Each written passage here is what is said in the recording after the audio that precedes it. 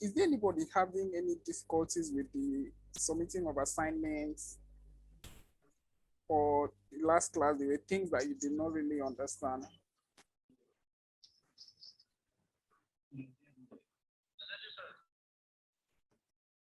Hello? Hello? Sorry.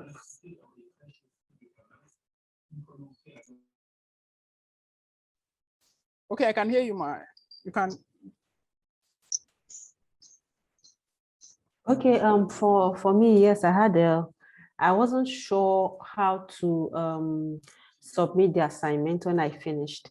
But what I did was I clicked into the Google Classroom, and I saw a place to download, and I just downloaded and I posted, but I think everybody had to now see it.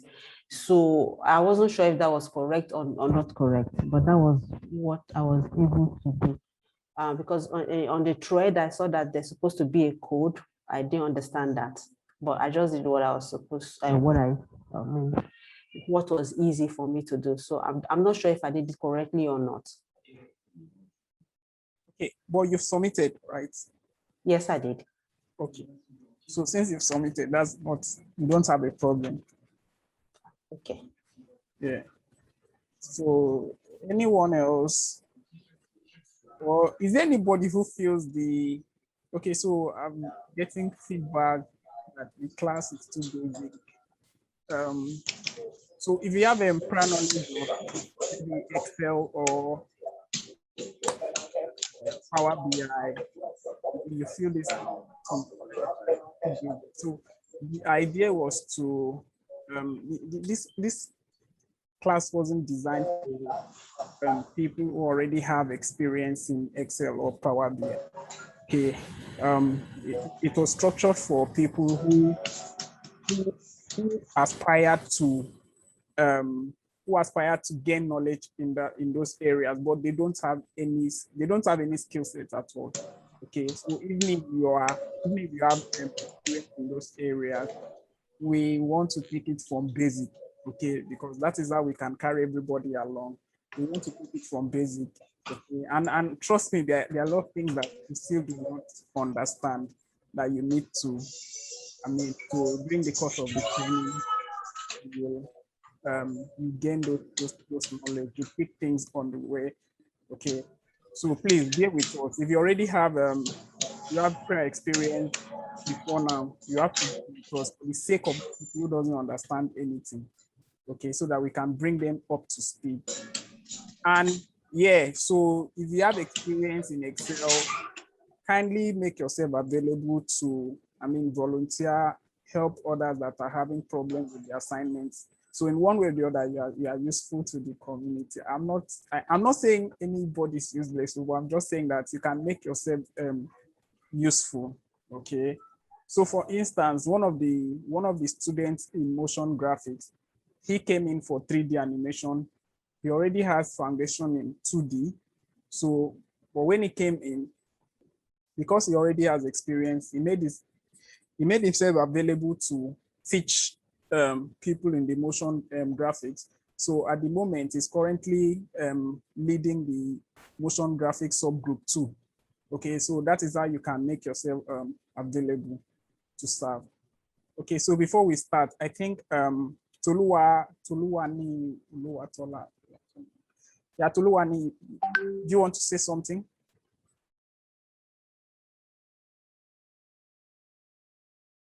Toluwani, your hand is up. Can you unmute? Okay, Oluwafemi. Please, you can unmute so that we can, your facilitator is around. If you have anything. Okay. Hi, good afternoon. Hi, good afternoon. Sorry, for me, I kind of missed this class last week because of the timing. So when we eventually got the recording, it took a while. Like I was asking for the recording until I got one. There's some things that I didn't understand there. That's why I was not even able to submit the assignment. So I don't know if there's someone that I won't. I know that it'd be very hard to say to tell anybody to like take the lecture back because of one person, but I don't know if there's anybody available that could just show me a recap maybe later in the day of some of these things that we're doing last week, so I can catch up easily. Okay, so so this is why I say that the subgroup is very important. Okay, because if you're in a subgroup and then you have challenges like this, it's easier for you to maybe just send a message to your team member and say, okay, I don't understand this aspect of the program or whatever. Yeah, whatever the challenge may be. But when you leave it on the general group, people can assume that okay, maybe this has been taken care of, and so yeah, I don't want to like leave the bulk of the load on your facilitator because he has other things to attend to. And then now just imagine like 50 students out of 200 or 300 going to him. So I believe some of these challenges that you are facing, there are people in the group or subgroup that can easily take care of it. So it's something that they cannot handle. You can now maybe send it to the leaders of the team, or then the leaders of the team will get in touch with the facilitator. But don't worry, after this class, or if something that your facilitator can easily treat, okay, we see. I will just leave it. I'll leave it open. Maybe you can throw the question at him. Okay. So Toluwani, do you want? I'm very sorry for the other time. Somebody was attending to me, so I could not respond. Okay. I discovered I submitted the assignment the wrong way, but I submitted late yesterday night. So I just discovered this morning that I was not to upload on the general. There's a general chat room that was to upload specifically on the assignment page. Can I resubmit? Yeah, sure. You can resubmit, sure. Okay, I'll do that now. Thank you very much. All right. So, hello. So yes. I'm so sorry. I have something to Yes, say, please. me too. Regarding the Google Classroom, is there a way, just like we did for the Slack, to get people up to speed with how Slack works? Is there a way we can put people through on how to submit on Google Classroom so that going forward it's easy? Okay, we'll look into that. Thank you for that. Okay, we'll look into that. Thank you. So, all right, thank you. Okay. So I'll hand over the class to your facilitator. Hello, sir. Before you hand over the class, is there a way for us to confirm? Sorry. Can we confirm the assignments that have been submitted? Because even I am not certain if my assignment has been received or not. Yes. So once you submit your assignment, you see handed in. Okay. You see, so okay. Once you see that green hand handed in, it means you have submitted. So your facilitator will now have to, or whoever is in charge of that assignment will now have to look at it and see, okay, if this was properly done, and then the score is over 100, and then it will now have a mark. So which is why you see the _/100. So it means the mark has not been awarded to you yet. Okay, so one that is done, you see maybe it's 30 over 100 or 40 over 100. Okay, all right, thank you very much. Okay, so please, let's stop all questions. Okay. Sir. Hi, good afternoon, everyone. Good afternoon. Hello. Good afternoon. Please, Mr. Fizz, can you take over? Okay. Good afternoon, Hello. everybody. Hello. Good afternoon. Hi, we are with you. So, how are you doing today?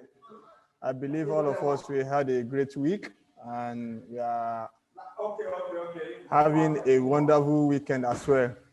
So, last week we had a discussion. We started Microsoft Excel. I believe you can hear me clearly. Just use the chat panel. Yes, you can. Okay, perfect. Yeah. So before I move on today, I would like to throw a question to every one of us. First of all, drop where you are watching me from, where you are attending this class from. Drop it on the chat. Let me see. Let's see our audience. Where are we coming? Where are we chatting from? So, particularly me, I'm currently in Nigeria, one corner of your state. Where are you? Okay, I can see Lagos, Nigeria, perfect. UK, okay. Wow, that's awesome. Wow, wow, wow. So I think I'm interested in knowing where my audience are coming from. That is why I'm trying to ask for that. Lagos people, you too like technology. Why? So I'm seeing Lagos, Lagos, Lagos. Ah, Ibadan. Wow, wow, wow. Ekiti, Yaba, Lagos. All is well. That's perfect. So that shows that even in Nigeria, I think we only have people that are so much interested in technology in Lagos, and I believe that's out of Nigeria as well. Yeah, that's out of technology in Nigeria. So we can also spread this good news to our friend in another state, so that all of them can enjoy it. It's not necessary for all of us to go to Lagos before we can achieve whatever we want to achieve in Nigeria. So even if we are within your village, if you are within your village, you should be able to do something that will make you proud of where you come from. So I believe all of us will become great together with that. So just in your comments, let me just say one thing that you achieved last week. If you are in this class last week, let me just say one thing like, oh, last week I was able to achieve this. I was able to know how to do this. Just say one thing. And if, let me say, if Michael says something now, don't say it again. If you see that what you wanted to say, someone has mentioned that, don't mention that again. So just think of something else that you learned last week. Oh, wow. Why is everybody saying if function? If function, why? So, okay. So, wow. About formatting, concat. So, yes. I will start calling Nemo because I'm not seeing some people are not chatting with us. And I believe we have up to how many attendees here? Let me see. Okay, 69 participants. I want to see everyone saying something. So just communicate with me as well. Communicate. Let me say, okay, how to use formula bar, grading, transpose, date and time. Very important. Naming, cells, table. Wow, that's awesome. Now I know how to Excel is for now. Okay, it is making sense overall. That's perfect. Attendance taking, non-function, the timestamp. Well, okay. Wow, enlarging the table. Wow, that's how to expand your column. Timestamp, concat if function. So I believe last week we all had a great time together, and I believe through this week we will enjoy it more better than last week because we are going higher. All of us, we are moving together. Please, if you don't, I believe most of you that communicated with me, you should be able to know that I'm always available for any one of you. Anytime you chat me up, even though I can't attend to you during the day, at night, I believe we can do something together. So I believe some people chatted me up, even via WhatsApp, and I was able to respond to them. So even with my tight schedule, so if you are working remotely, they take much of more of your time than even when you go to the office. So I'll start calling them. I've not seen some people. Okay. I have Kafayat Ibrahim, Zoom. Oh, okay. Fatai Adeboye, Aderemi, Abayomi Fashina. So, okay, that's perfect. Alaba Ogun Soyi. So, at least. So, I'm looking for someone here. So, please just make sure we are together on this. Say something. Let's see how you feel about this class. So, yeah, this week, let's open up our agenda and move on with what we are working with. Microsoft Excel is a great tool for every one of us. You can achieve anything with it. You can become a data analyst. You can become an expert in whatever you are doing. If you focus on Microsoft Excel, it can take you higher. Even if you don't know my Power BI, Microsoft Excel is enough for you to become something in your life. It's a great tool from Microsoft. I really enjoy it. I've been working for the past 4 years of, oh, sorry, let me say 5 years now.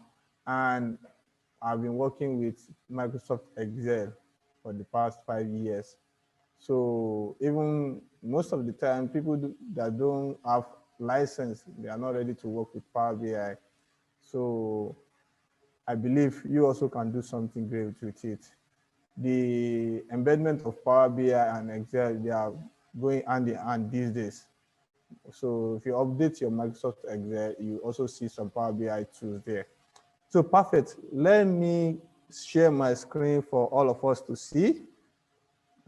I think most of us have something in common in last class, how to reference to a range of cells. And most of us having issue with that. Probably it might be due to your version of Microsoft Excel. So I believe when you upgrade, you can also get something done better. So let me share my screen. It's for free. Go to Tech Ninja's YouTube channel, subscribe to it, watch their video. If you miss any class, just go back there, watch their video, share, like. That's what we kind of motivate the content creator as well. So just go to the YouTube channel. I will drop the link on the chat. Just try to subscribe. I believe within 1 minute we can do that. So let me quickly run to my YouTube channel. Tech Ninja.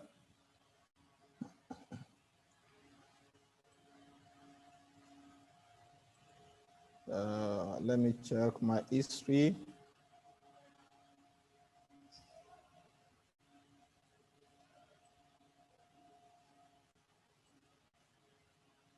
Okay. So let me quickly drop the link so that all of us can go there. Just kind of let people know what you are.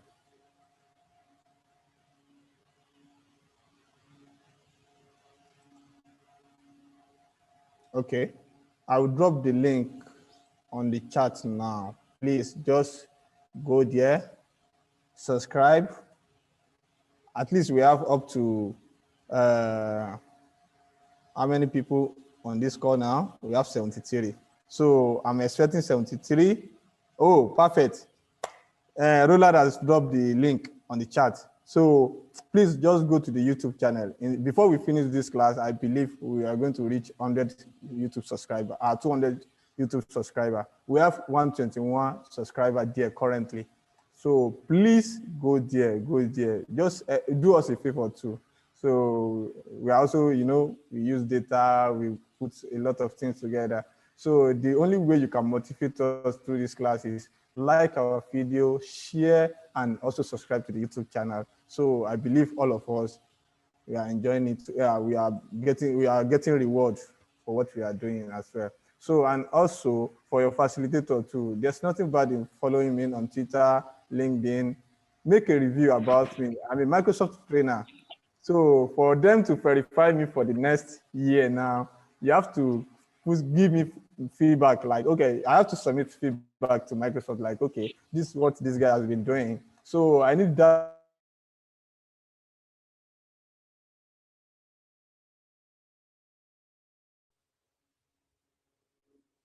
Can you see my screen? Can you confirm that?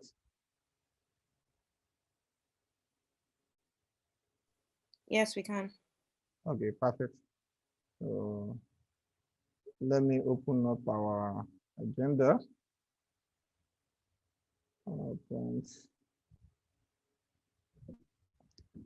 So another factor that you need to consider while trying to become a data analyst, you might find it difficult to, let me say, get system of your choice. A workstation of your choice for now, because maybe probably you are not yet making money with what you are doing. So, but make sure that you have at least system with 8 gig RAM in order to enjoy what you are doing better. So if you have 4 gig RAM before, just try to find like 4,000 or 5,000 naira, get additional 4 gig RAM to your system. Help you. It will make your work more faster. Excel, you can be stubborn sometimes. You might want to do something and everything will just get crashed and you feel bad about that. So let me go back.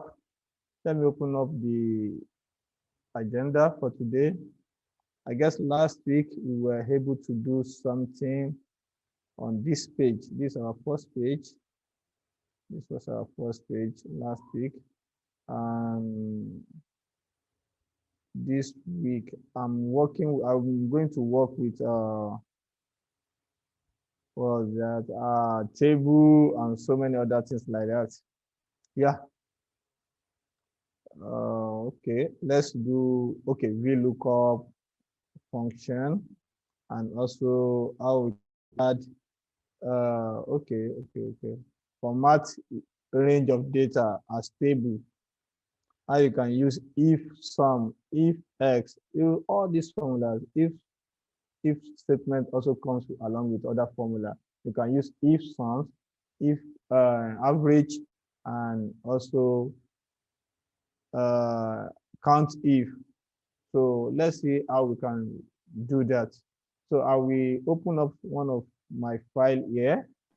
Let me close this. Let me go to my desktop. I think I have one file. Microsoft Excel. Let's do this. Let's do this together. So let me show you sample dashboard. Sample dashboard of what we'll be building together today in this class. I'm going to share this workbook with all of us so that you can have sample data for you to play with. So let's see something.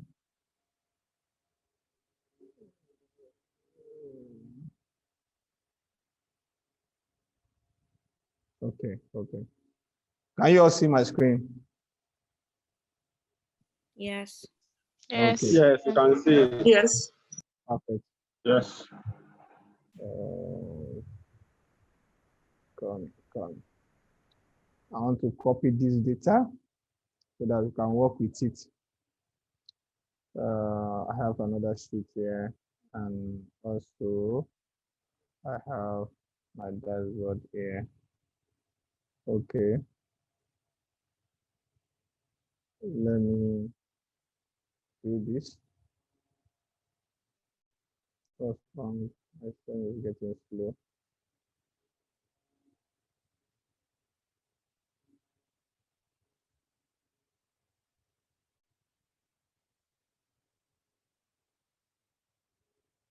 It's like I'm having an issue with this Zoom today. First one. Oh, it's my system.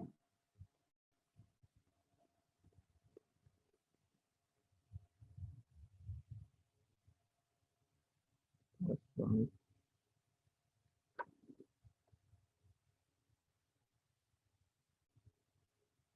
Okay, I think I'm fine now. I have issue with my charger.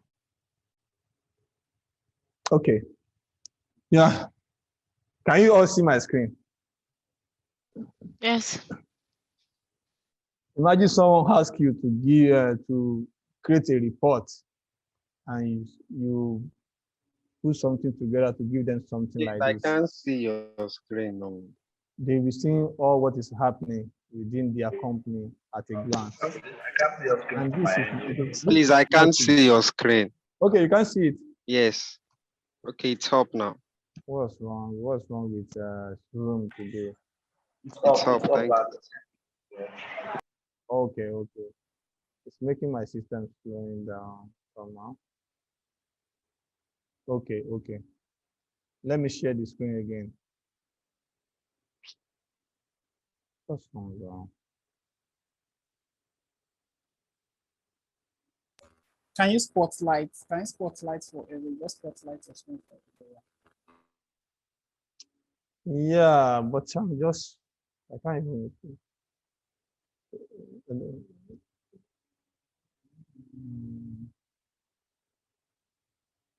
Wow.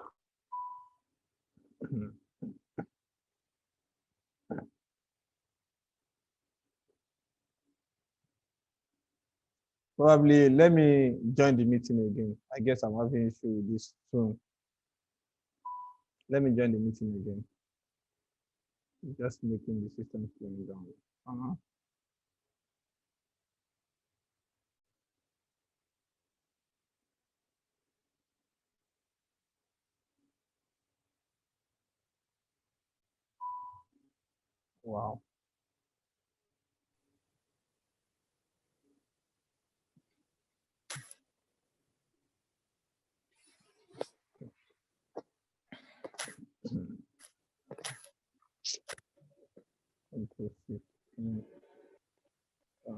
Microsoft.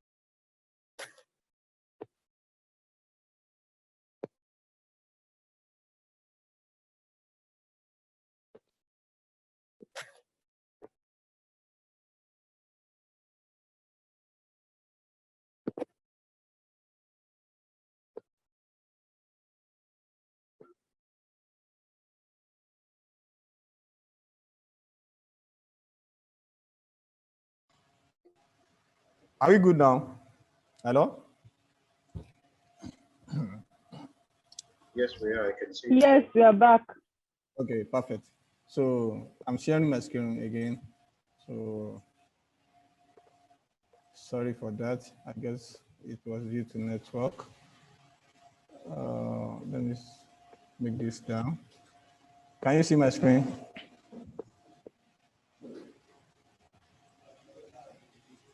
Yes, we can. Yes.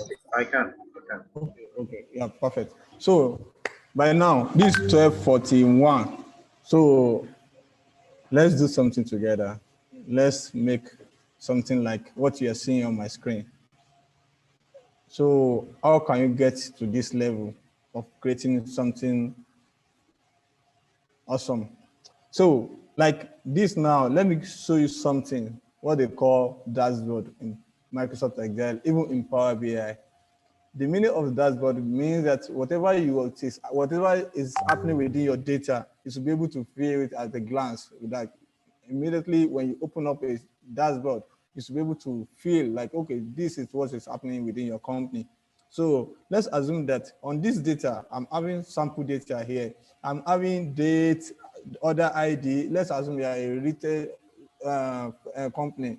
People place order like Jumia, Konga, and all of those companies. So people place order in your company every day. You have order ID, you have product you're selling, you have salesman or your sales rep, anyone you call it. You have region where you operate, number of customer, net sales, and net profit, all your profit or loss. So you have all this. Then you want to create something fantastic from this table. So imagine you have this data, keep coming every day, and you can start telling your boss like, okay, so date, this is what you said. No. What if you create something fantastic like this? Year to date, like you pick a date, you pick a year, okay, so year, and see what happened to that chart, to those charts, to the old dashboard at once. Immediately, the moment you change year, everything changed based on data you have. Then if we change your region now, okay, I'm changing my region to Lagos. What is happening in Lagos? I can see the, okay, metrics of pepper, sugar, and palm oil.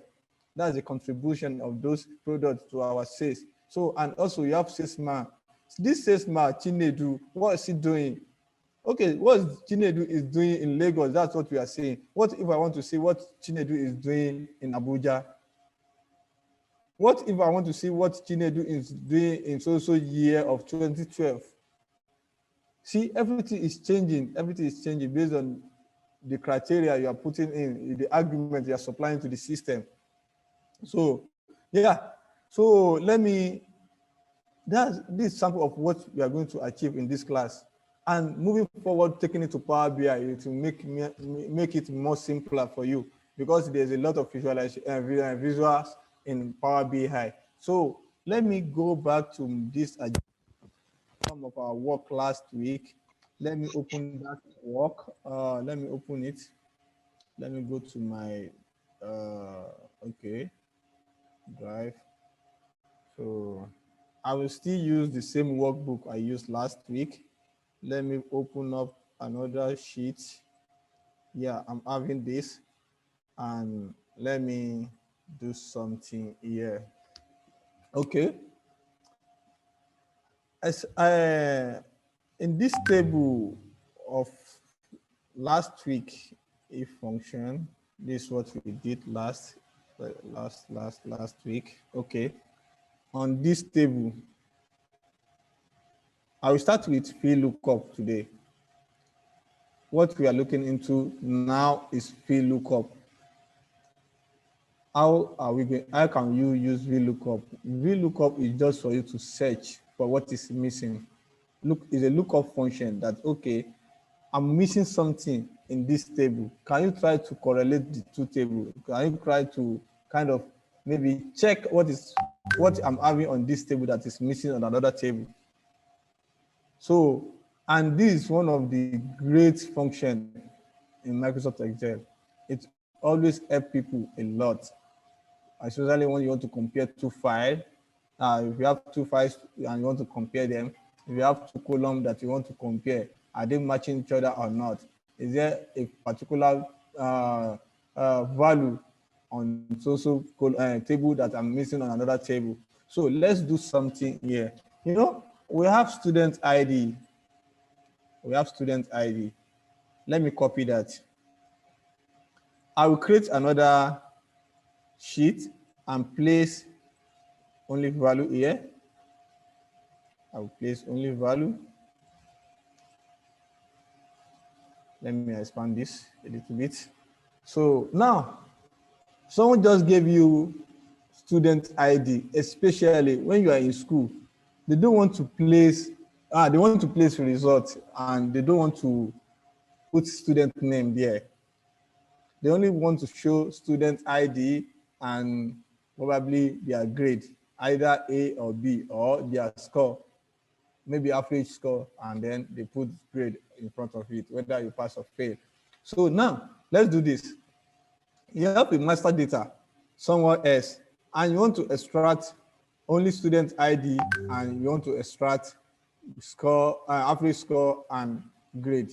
Now, we have average score. Let's do this. Average score.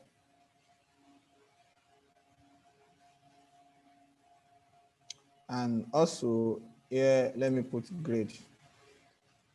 But believe me, this is not, this fact, you have all these results for this student somewhere else in your table.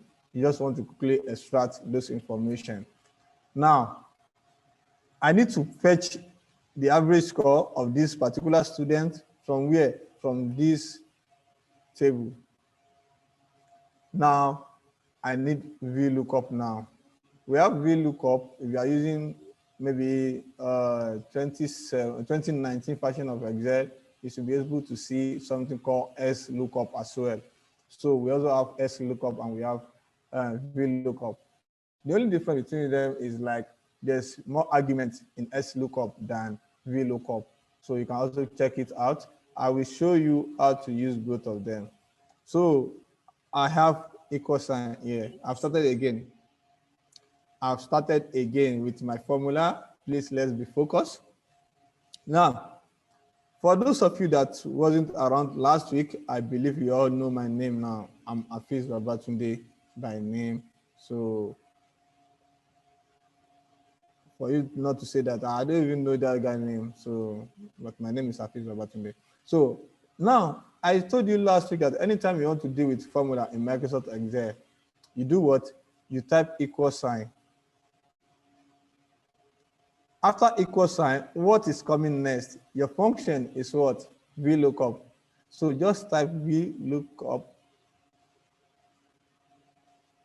Don't forget, while typing function, you have to open brackets to pass your argument. Now, if you look at the argument now, the argument is showing me that what is my lookup value? Which value am I looking for? What are you looking for?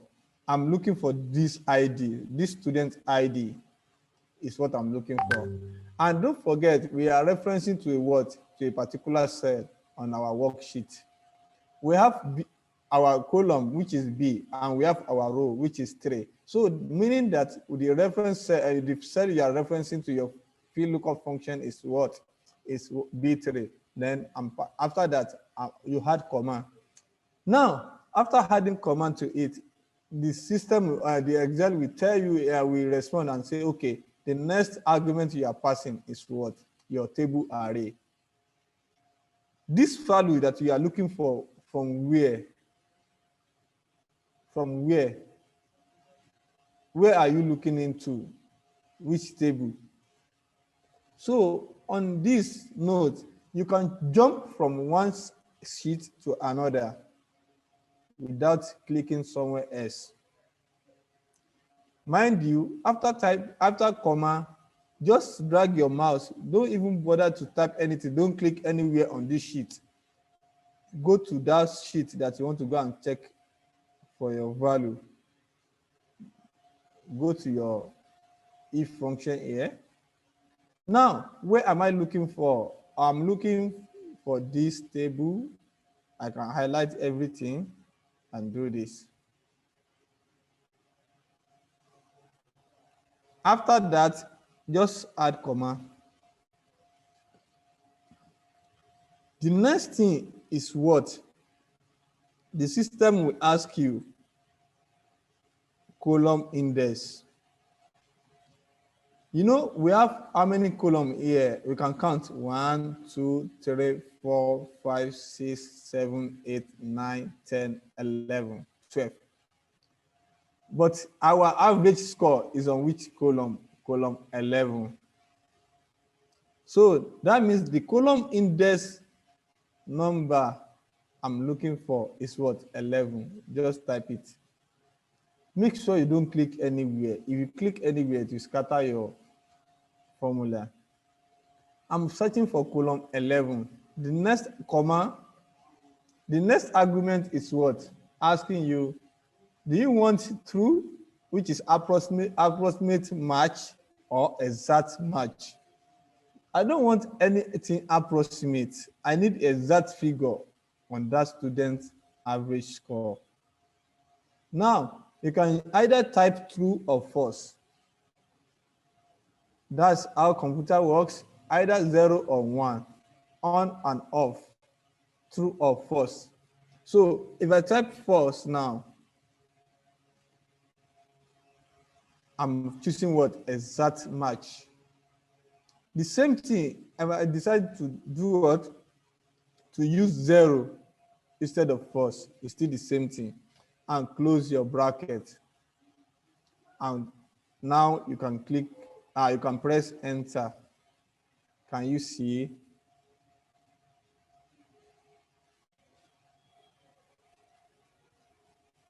Can you see? So automatically, I bring in my average score from other table to this place. Nobody wants to know this student's name. Only when the student gets to the results, where they pasted the result, just okay, this is my student, this is my ID, and this is my score, and that's all.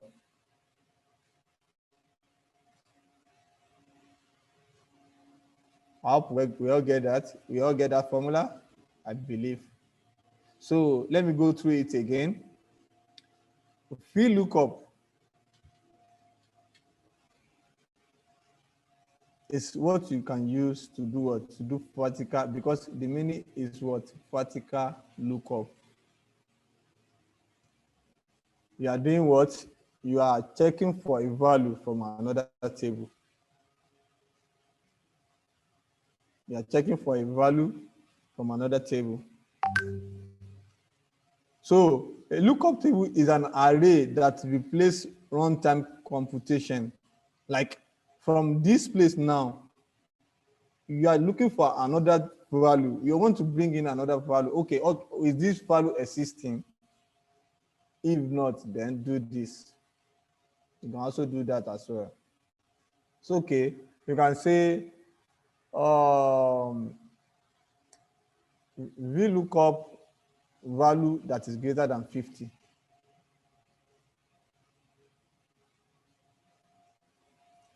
Let me do something here. Let me do something here.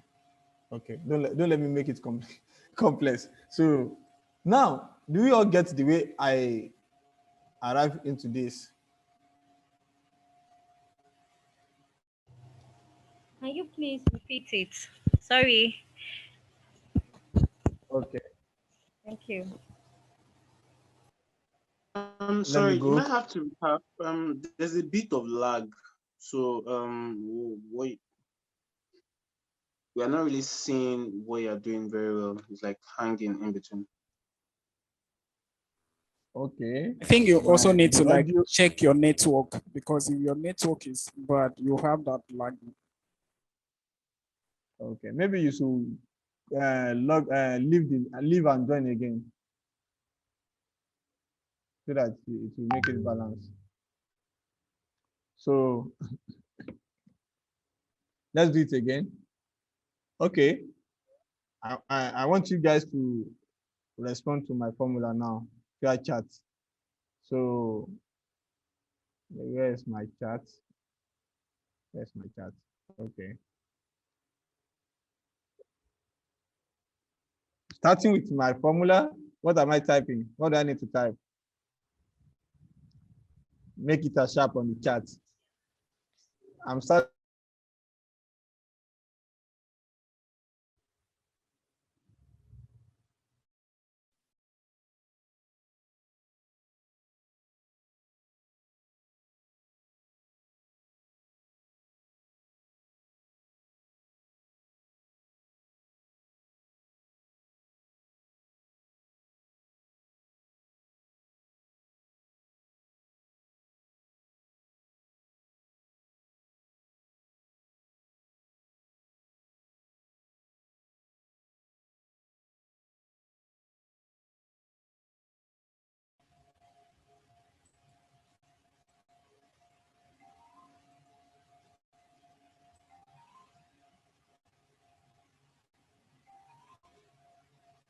Are we together?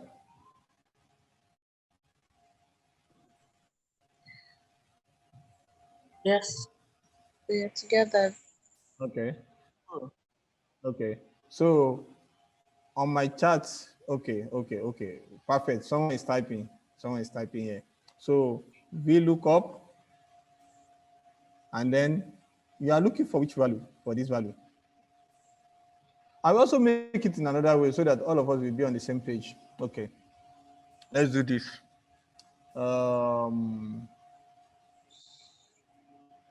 Comma. That's, you are looking for what? This ID. From where? That's what next. From where? Which table? I'm going to my table now and highlight everything. I will just highlight everything like this. The next thing is for you to pass the argument of what? Column index number, which is number 11. Our column index now is on 11, on column 11. If you count from student ID 1, 2, 3, 4, 5, 6, 7, 8, 9, 10, 11. So our grade is number 12. So what do you have to do? You have to just pass 11 to this, comma. So approximate match or what? Or false? No, I need exact match. So I'm passing in false. So give me exact figure. Whatever you see in my average score, give it to me. And that's the reason why we're having this. So the same thing, when you drag down like this, you have everything on your sheet. And that's how you can use Vlookup. So another thing is, let me leave this sheet for you to do what? To help me do something. I'm coming. You help me to fill the grade. I will leave it. So I'm saving it. I will just say Vlookup. Let me name it as Vlookup.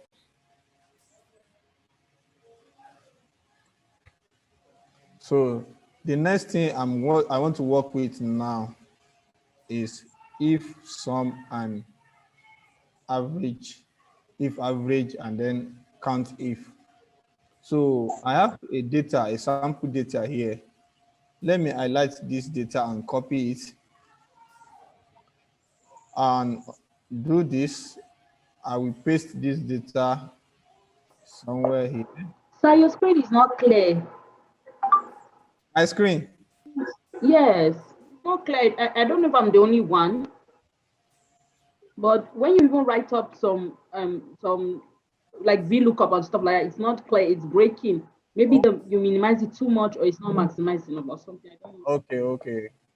What about, can you see it clearly like this? I think it's better from our end. She should zoom a screen. Like once she does that, I'm sure she would see it clearly. Okay. So okay, let me try zoom. Okay, let me also change my display as well because my system is 4K display. Probably that might that might be another problem. So that's a result of poor internet. Okay. Working fine for everybody. It's from your own end. So you check your connection. So let me also do it like this. I believe everybody should be able to see what we are doing now. Okay, are we good? So let's do if sum it's now. Much better. Okay, so let's do if sum. Yeah. So I have this table now. I have this data. What I want to do now is like I want to convert this data to table. It's like my first is echoing, right?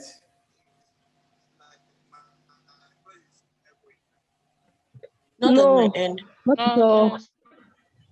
Yes, it is. It's echoing.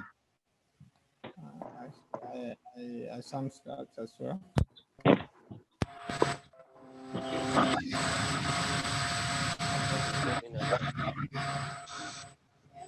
Okay. What? Is it perfect like this? Yes, it is. Oh, let me remove my earpiece. So let me convert this table data to table.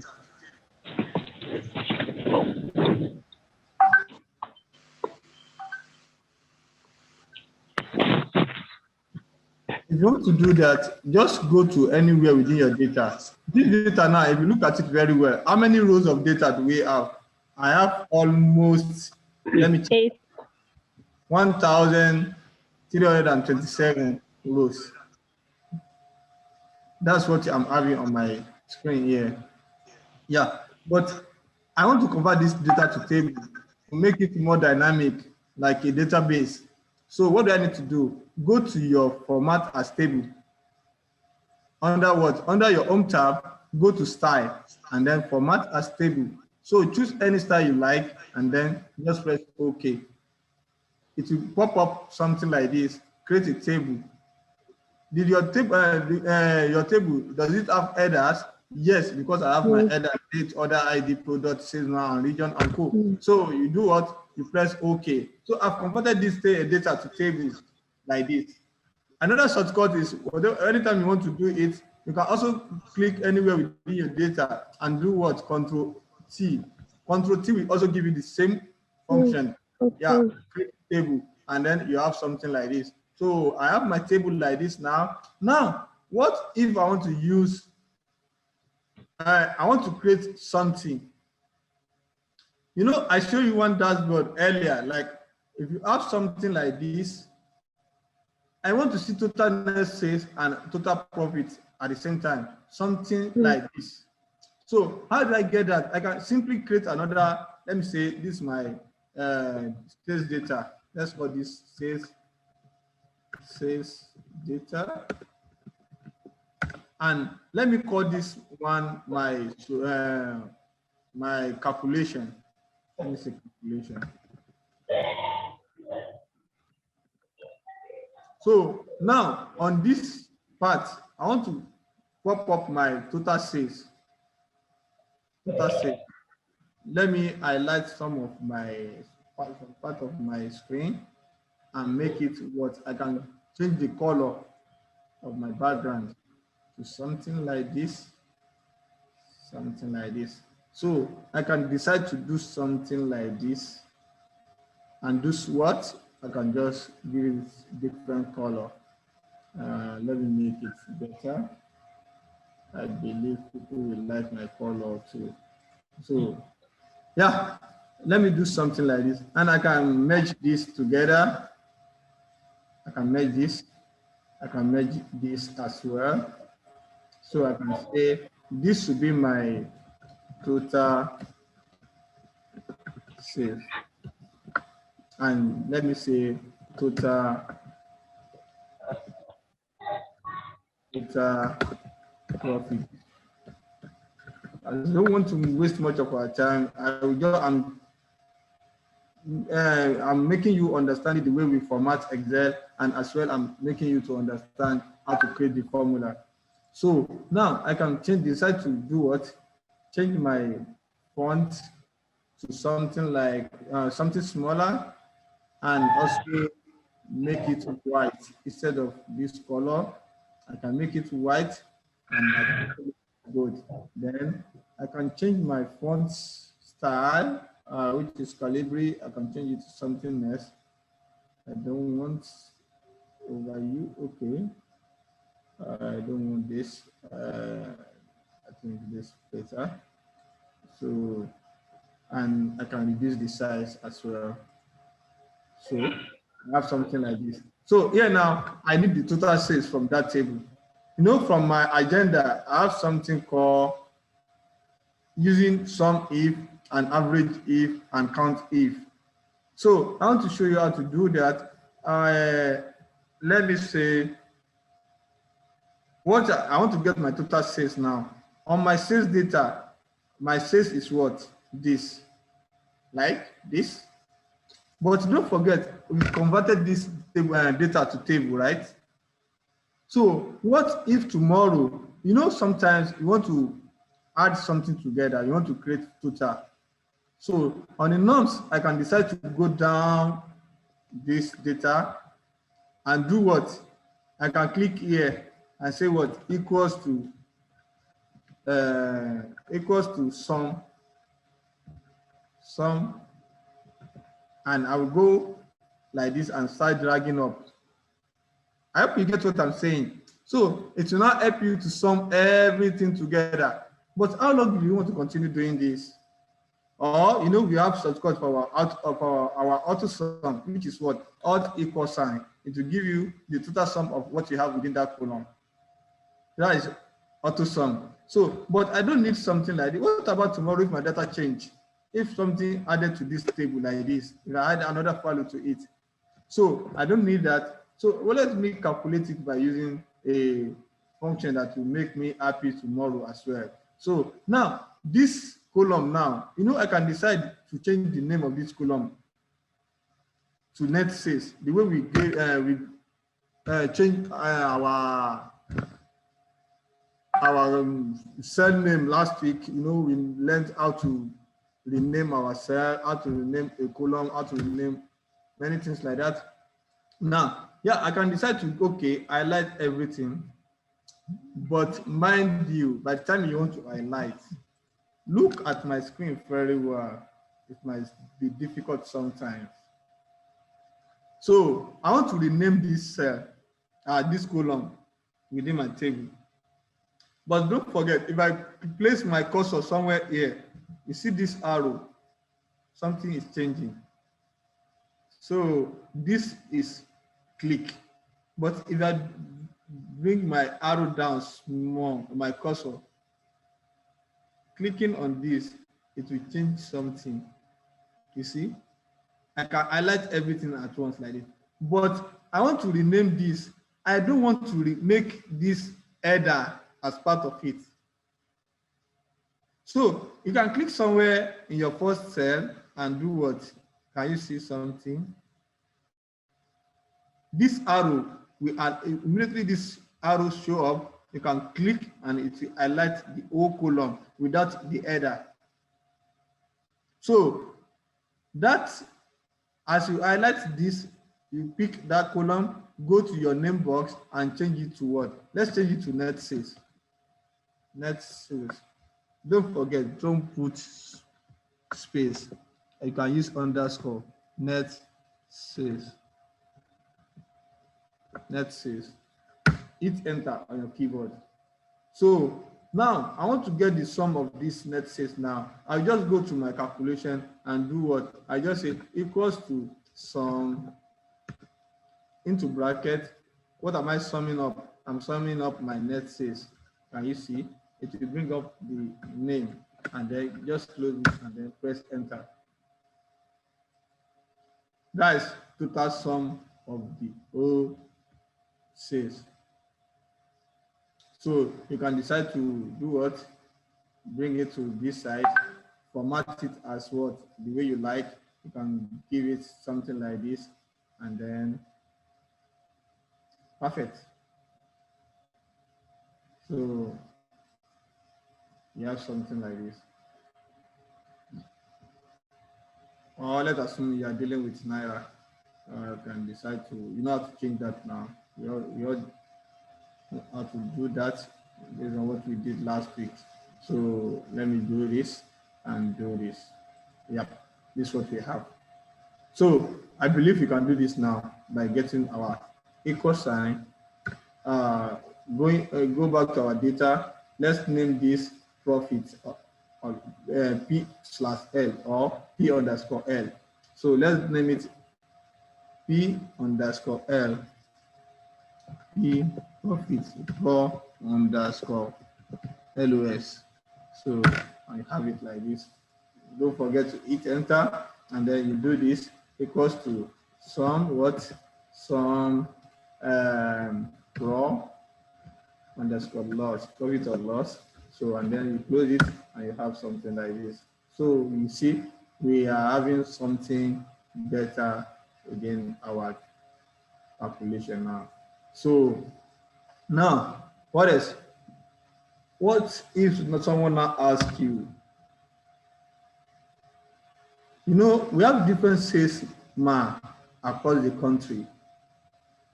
I want to see what they are doing in Port Harcourt by particular sales rep.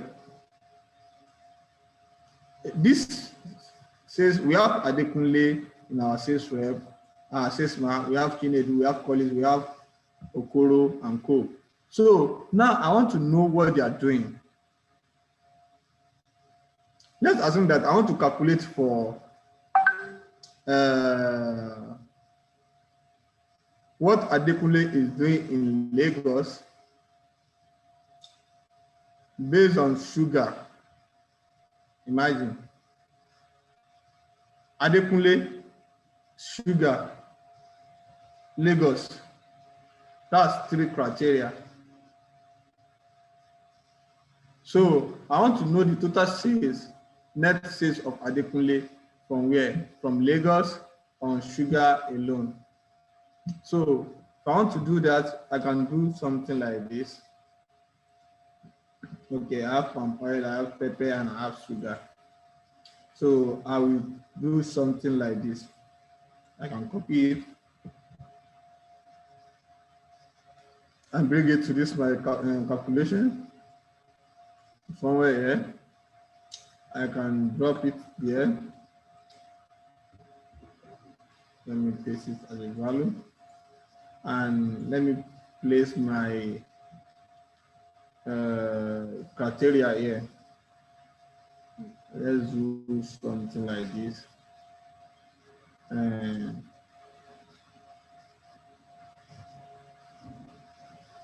Region. Let me put a region. Region. It is going to be Lagos. PH. Yeah. So with these two criteria, I should be able to know what they are doing in Lagos based on each product. So I will now do something like this. This year I'm going to use some if. So you know how to do conditional statement before, which is if conditional statement. Now let's combine it together with some. I have some ifs. So some if only take one parameter, while some ifs you take more than one parameter. You can put like up to maybe any number of parameters you want to pass if you accept it. So that's the reason why instead of you using some if, why can't you go for some ifs direct? Now, what are you summing up? You want to sum sales. You want to sum sales. Based on what? Based on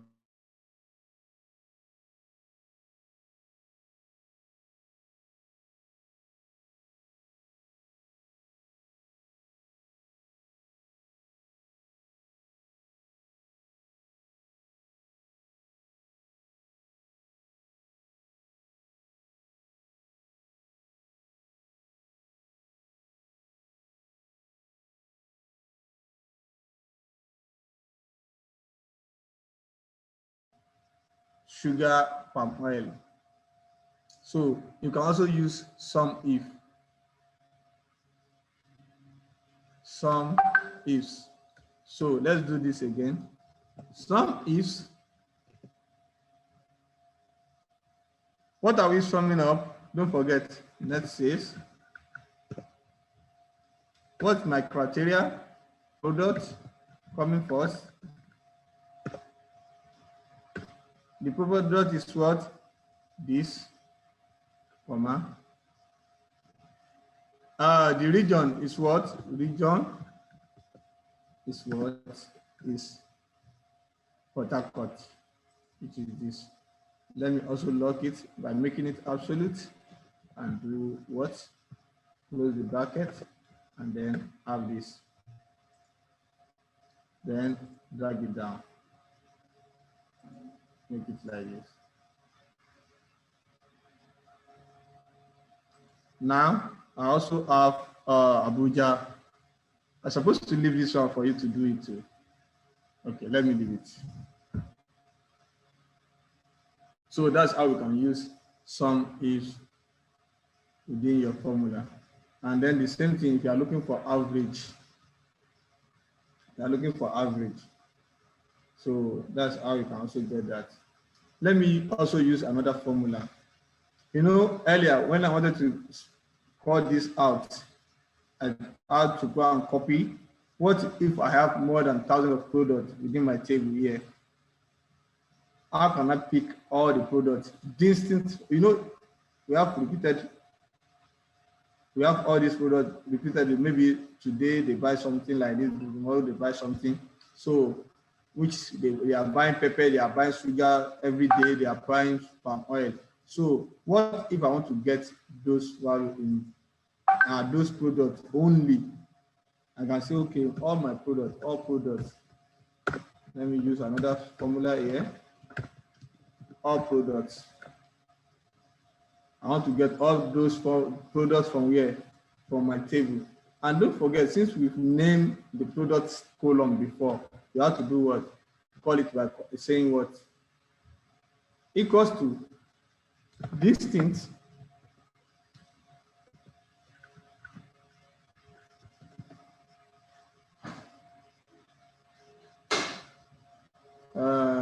is it distance? No, sorry. That's for Power BI. Unique. Let's pick unique.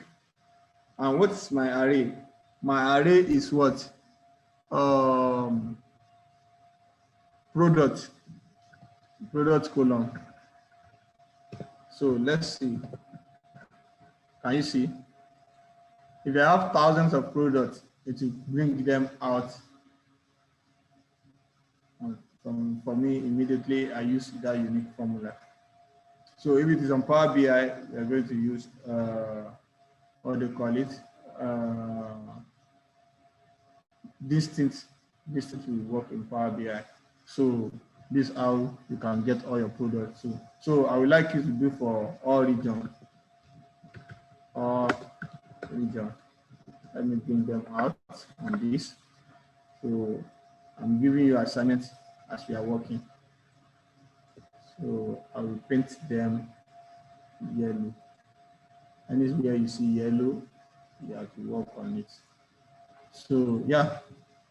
So the next thing here now on my agenda is talk about, I'm not talking about concept. Okay, let's use count if. Count if. So how many order do we have in total? Or let me say in 2014, how many order do we have in 2014? So let me go back to my Excel. Order count. Let's do based on dates. So let me say, how can we get year out of our date?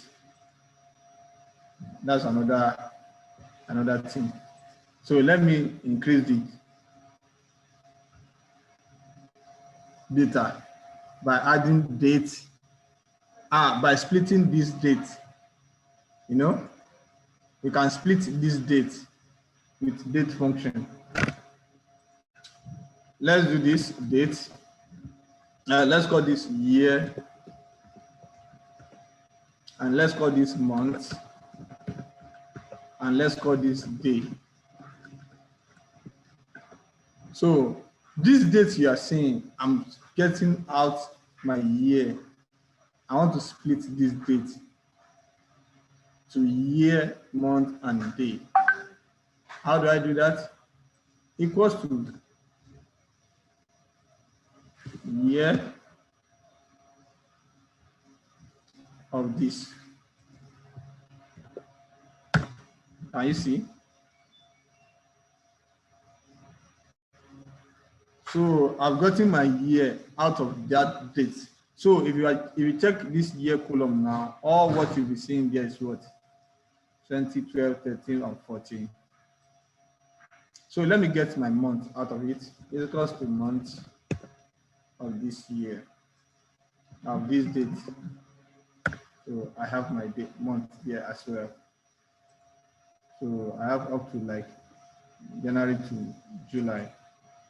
So, and also I can get my day out of this and do this. So I can now say, I want to count how many orders do we have in the month of January at so year of 2012. Let me come to this place and let me say,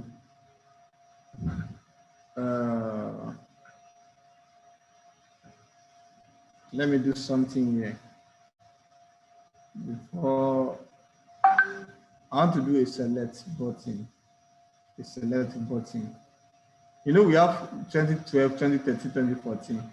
So I can easily do something like this. On this column, on this cell, I'll go to my data, and I will do data, what we call data validation. We will still go back to that one later, but I just want you to see something here. I want to put a list of value here, and I'll call it 2012, 2013, 2014. So I'll do like this. Can you see this? I have drop down here now. I have drop down, you can select. So now opposite this, I can want to have my total order.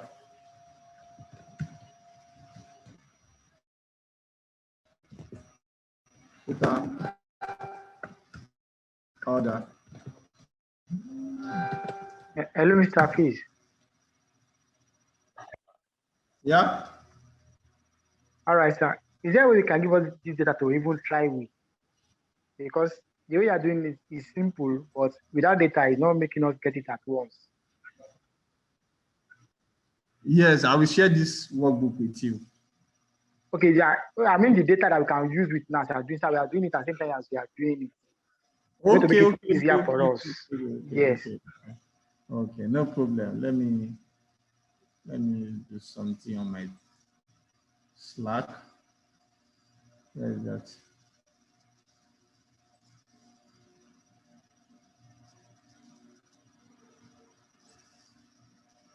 Where's my Slack channel?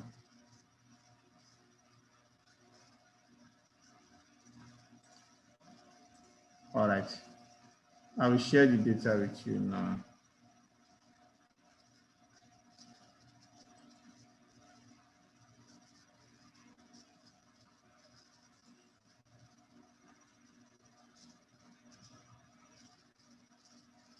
Oh, people, I can see your comment too.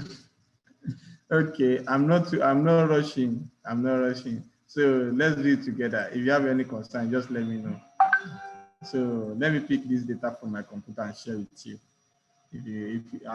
For those of us that we are working together. So let me give it to you straight away.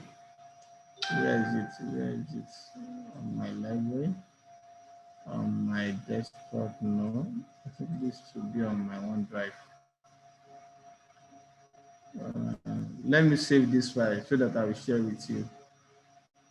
Let me save it. Save a copy of this and take it to my desktop.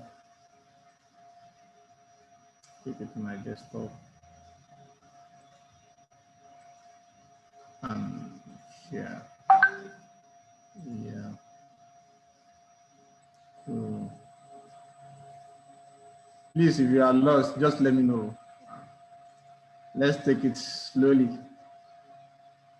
The only way we also will be happy is for you to get what you are doing. So if you are confused about anything, just let me know. Drop your comment. Okay. Oh, someone is saying that I'm totally lost. So please, let's find you. Where? We are not in desert. Just let me know. So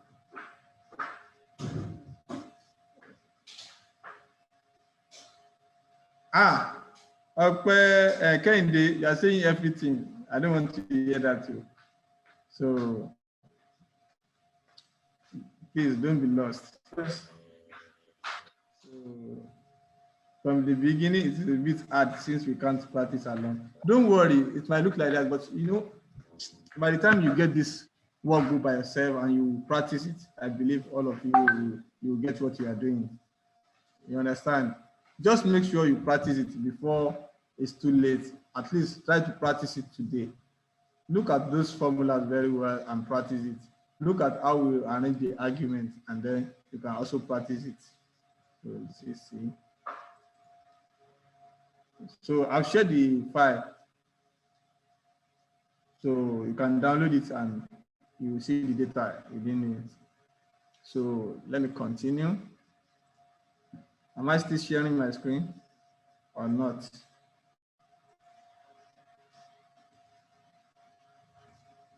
Can you see my screen? No, sir. Okay. Can you see it now? Yes, we can.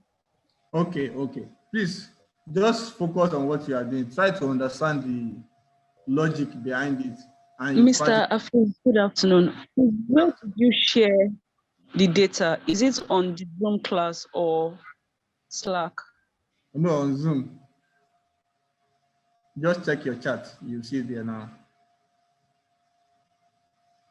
But do you want me to drop it on Slack as well? Yes, so please help us drop it on Slack. All right, no problem. I'll do that right away. We are on data analytics. And where is it? Let me drop it there. On my desktop. See. And I'm sending it now. Mr. Afis. Yes. Please, I'm having a personal challenge like I had last week. That Concatenate wasn't working on my own system. Just chat me up after the class. Okay, even now today, so on my system, when you put comma all the time, it doesn't show comma, the semicolon that comes up, and even the VLOOKUP is not working now. Just semicolon. No. Just you check your system very well. It should be comma. Semicolon. It doesn't work on my system. I know what I'm saying. Which type of Excel are you using? It's Microsoft 2016 plus. Well, no, it will work. Don't worry, it will work. We look at that together. So we want to count our order now based on whatever you select in this place. You understand? Whatever you select from this date, that's where we are. So I'll do a recap after the I will not make it longer today for all of us to understand. So I think people are getting confused about Excel formulas. So we have many thousands of formulas within Microsoft Excel.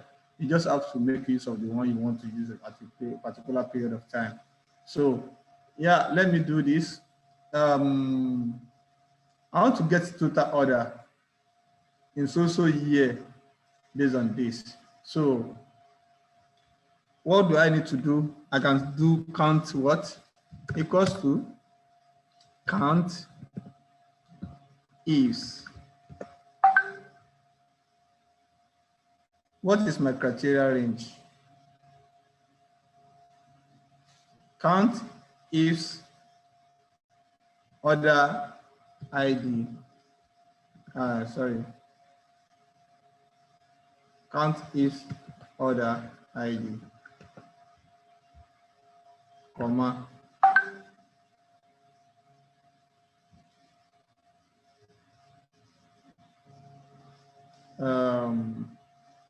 What will be my criteria now? What will be my criteria? I can say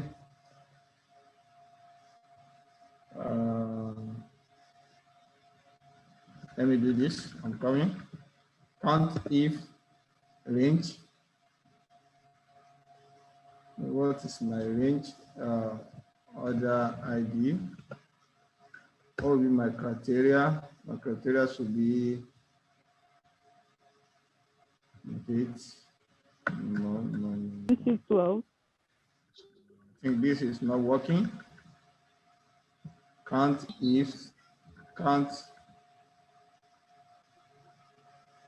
So are you saying the criteria range is the order ID, yes? Yes, order ID. Count. Let's do count order ID. Let's see first. Let's pass that to it. Okay, we have 1,325 order ID. So what if we want order from Lagos only? That's what I'm trying to get. So Sorry, is it possible for you to remove the gray background slides? Well, I don't know, it's kind of okay. I want to see the cells so that maybe after everything we can now put a grayscale. That's true. I understand you. Let's do this.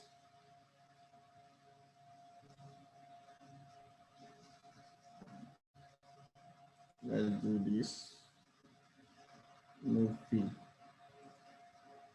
Make it like this. Yeah, this is okay. Maybe after everything we can now make a gray background.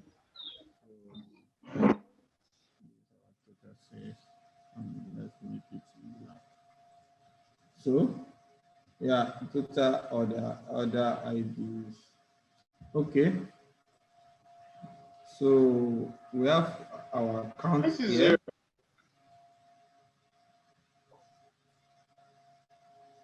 What do you say?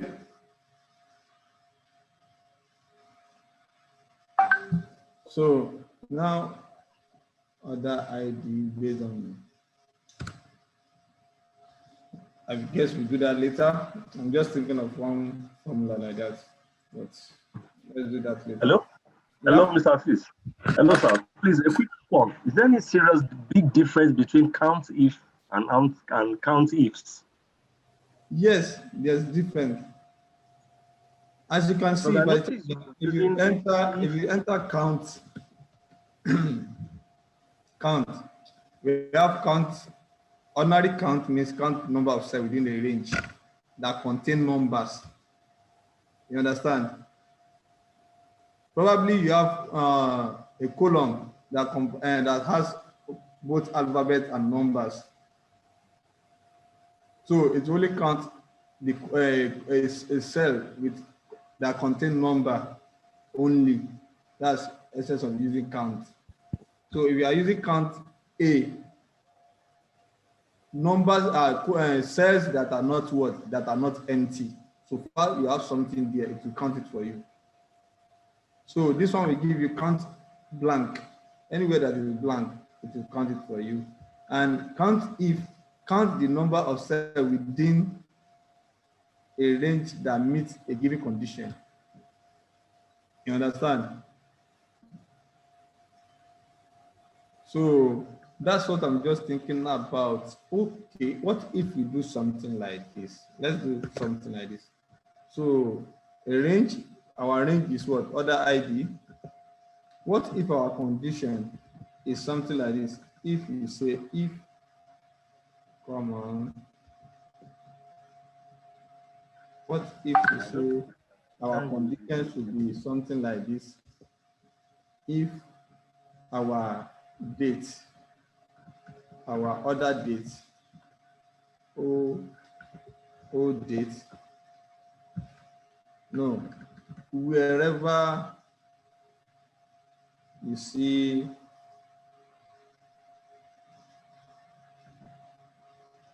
if order, okay, let's combine the two formulas together. What if our order date is 2012?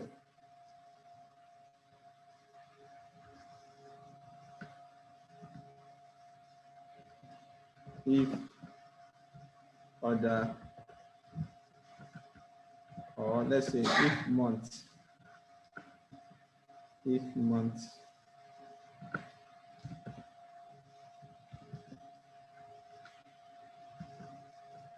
if month, O date, if month, O date equals to 2012.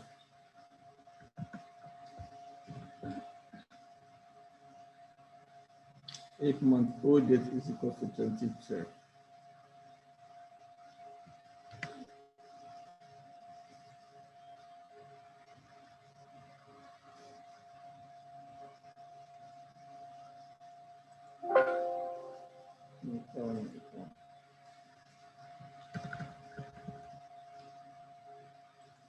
Is equals to this,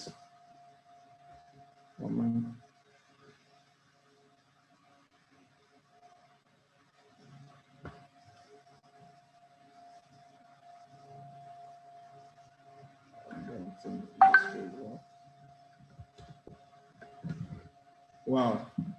So we are having error. So this doesn't work. I'm trying to do something here. So, but don't worry, I will pass it to you guys later. So, but you can use count here like this. So you can use count here, ordinary count. So to help you to count the number of orders that we have. But this one, we do that. We do this one later. So yeah, another thing we have to look at after that, we talk about how you can convert your data to table. Okay, what if you want to remove duplicates from your data? You want to remove duplicates. Let's look at that. And then maybe you want to sort your data in a list, or you want to filter. Let's look at all this functionality before we jump into advanced formatting with conditional formatting and co. So yeah, let's have our converting. We know how to convert data to table. We've done that. Let me strike it out. Removing duplicate, let's go there. So let's assume that we have data like this. We have data like this. Let me copy this. Let me create another one. Let me say duplicates. So how can you remove duplicate from your data without wasting much of your time by deleting, using a delete button? So let me paste this. Sorry, where is that data? Let me copy this and go back to this place. Let me place this by doing this. So let me convert it to table. We all know how to do that by doing what? Control A and Control T. You can do that that way. So now I want to remove duplicates from this data. What do I need to do? I will have to, let's assume that I'm having order ID twice. I have particular order ID that appear twice. So I have something like that. And let me also do something like that somewhere around here. I'll just say insert both, and then let me duplicate one of these and having it like this. So can you imagine having this kind of data? You know, you are having duplicate there, and you want to remove this duplicate. What do you need to do? The only thing you have to do is what? By going to your data tab and looking at data 2 here, you see one sign. Some you will see them writing it, while some you see ordinary icon. So this icon is showing that you can use this to remove duplicates from your data. So by doing this, I have to select based on which column do I want to remove duplicates. Based on which column do I want to remove duplicates. So I can pick this column and say what? Remove duplicates. And also,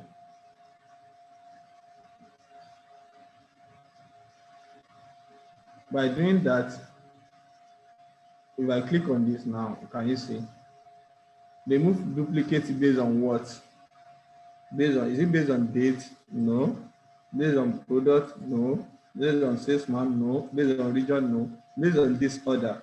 We can't have a unique number twice within our table, within our data. We believe that order ID and other ID should be unique. So we can't have the same order ID twice. So what do we need to do? I don't need all this. I don't need all this. So I have to remove them. So I will only do my remove duplicate based on what? Based on order ID alone. So by doing that, I can only do this. So showing that 5 duplicate value found and removed, 16 unique value remain. So, and don't forget, I only copy 16 unique value from my sales data to this chart, to this sheet. So that's how you can remove duplicate. So the next thing to do is what? Data validation. Data validation. Let's assume that you are having on this table now, this, we add like 5 column again. I will insert another row. Let me insert another row here. And let's do something. Let's assume that you have your, this is our data, right? Let's just forget that. Let's change it to date format. So, and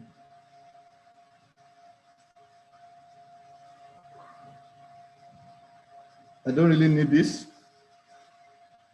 So now let me do same date, or let me include it by 1. Let me do order ID. And let me type something here. And let me type palm oil. This palm oil, let me make it correct. Adekunle, and let me say Lagos 5. So let me say 5,500, and let me say 700. So this is what we have here. So let me also do something here and make it like this. So let me delete this table. So let me do something instead of Abuja. Let me do as if I made mistake and do Abuja, something like this. Let me say instead of sugar, I'm having someone just type SUJA, and instead of palm oil, instead of pepper, someone just type instead of pepper here, someone just type single P, and instead of palm oil, someone mistakenly type palm milk, something like this. So now, as you can see, we have a lot of problem with our data now. We have a lot of problem within this data. So I didn't mean, for instance, now you are collating this data from different regions. This one sends its own, the other one sends our own, it will be kind of missing up somewhere. So, but what if you are, as you're having this, what if you validate your data? What if you validate your data? Let's take it for instance, I have AMD like this. So now, what if I do something like this? Before I send this template out, what if you try to validate it first? You try to validate this data, this template, before you send it out. Now, let's take the first column, date. How can you validate your date column? This order ID as well. So let's go to our data and let's do this.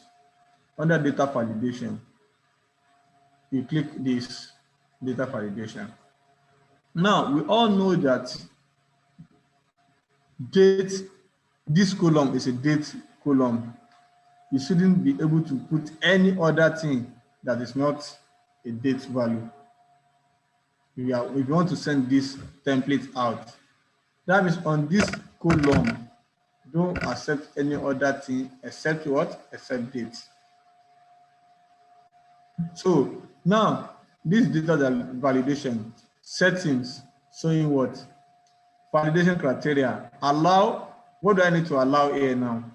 If I drop this down, what do I need to allow?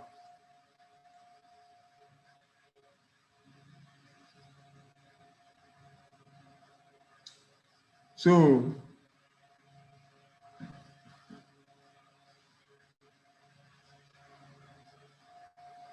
what do I need to allow on this? I need to allow date only. So, and now on this date only, the date should be what? You know, let's assume that we started this business year 2012, 1st of January. So any date you want to enter should be what? Should be greater than only. So greater than. What's our starting date? You now put your starting date here. So any date that is less than must be date and must be greater than what? 12th of 2012 January 1st. So input message invalid. Let's say invalid date. Go back and retry. So that would be the input message. Which type of error message do you want to show? Is it warning? Okay, let's show them warning. So, and then warning, and then let's say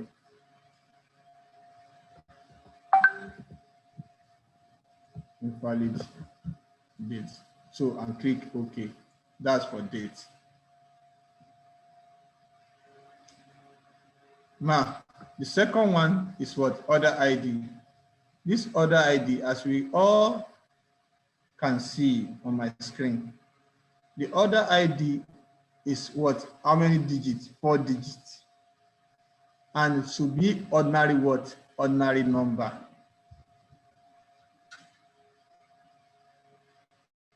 It should be ordinary number. Now, making use of this column now, and you need to validate it so that people not enter any out value on this column. So let's validate this again. The value should be what? It shouldn't be decimal. Whole number, we need whole number on this now. And it should be what? But what if you say it should be, let's check for test length first. This test length should be what? The test length should be equals to what? 4. It shouldn't be more than 4. So you can check that. So you can call it out of range.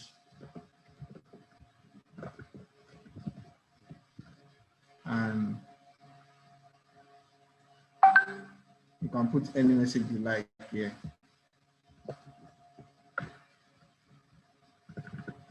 Follow the instruction.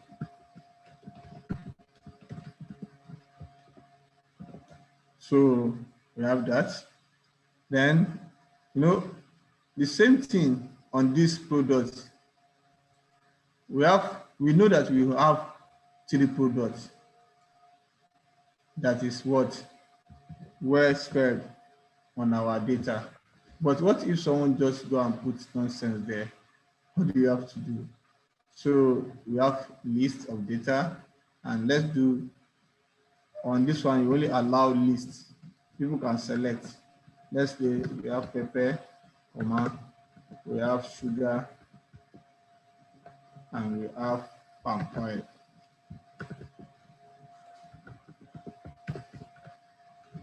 So we have this, and you click what? You click OK. Now, oh shit, I need to validate. Oh, let's do it again. clear validation. Okay, data validation. So list of this and do this and do this. So on every column now we have this. Even if you want to add new one, you see on this, you still have to select on this. So that means they can't put anything that's not part of this. So the same thing on region too. On this region, let's do Lagos, PH, and Abuja. So we have another list here, which should be Lagos, PH, Abuja. So that's what we have on our list. Now, can we all check whether we have wrong value on this table now? So how do you do that? Click anywhere and do what? Circle invalid data.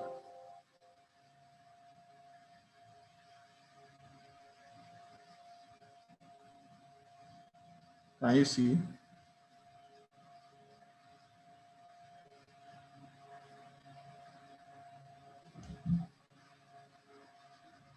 Can you see now? Showing you that we have invalid data within our data.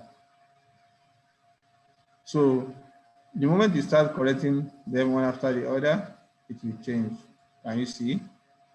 Okay, this should be sugar, not sugar. This should be palm oil, like this. This should be pepper instead of this. So this is not supposed to be like this. I need 1000. Can you see? So, and this I need to do something 119899. So can you see it? So you can see this how we can validate our data. And this one too, what we said is what's our criteria? The criteria said it should be greater than this. Okay, let's say greater than or equals to this. So can you see? So it can equals to 2012 and it can also be greater than 2012. So you can all see how we build our data validation. So I think we're all good on this. If you have any question within 5 to 10 minutes, let's run through what we have done so far again for all of us to be on the same page.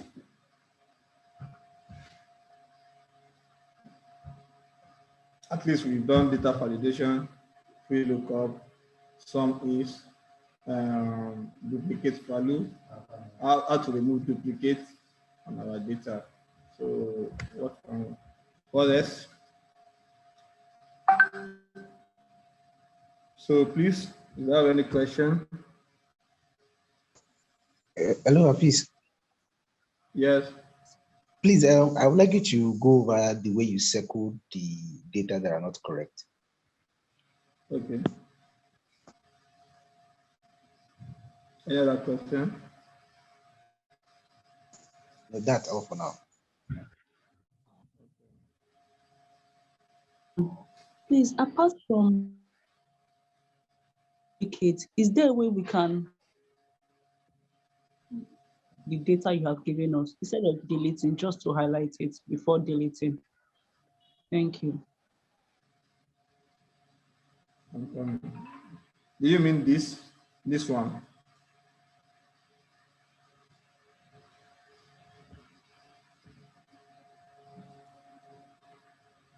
Wow.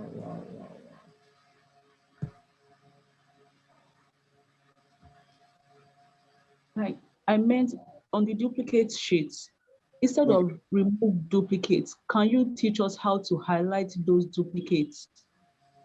Okay. I get what you're saying. So for you to do that, you know what I did earlier was I highlighted everything.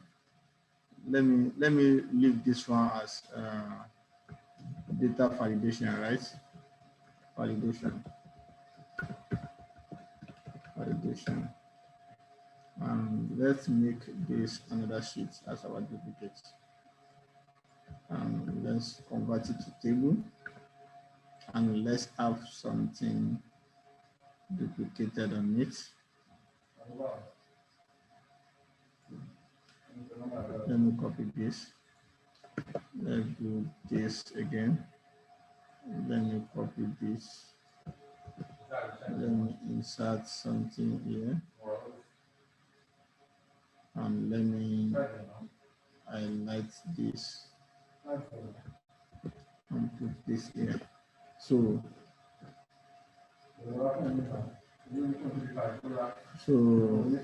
for you to highlight duplicates,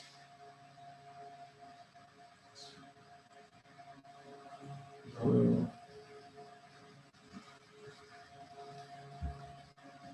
you go to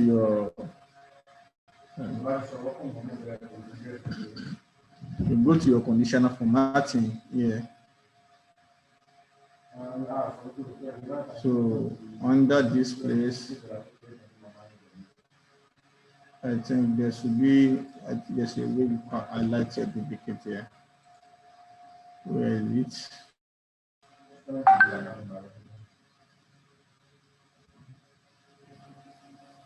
Highlight cell belong rules, not equal duplicate value. Yeah, this is it.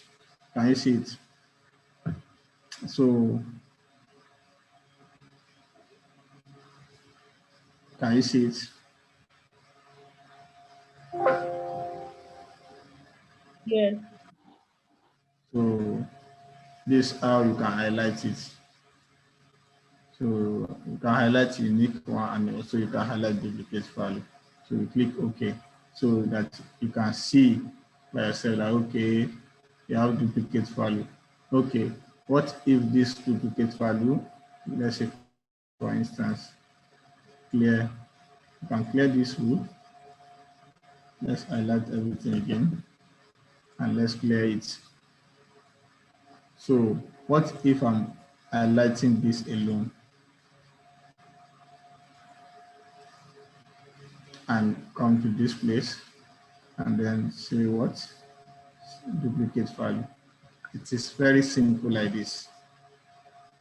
So before you can even remove duplicate, you know how many value you are having, how many other ID is that have duplicate. So you can just remove them.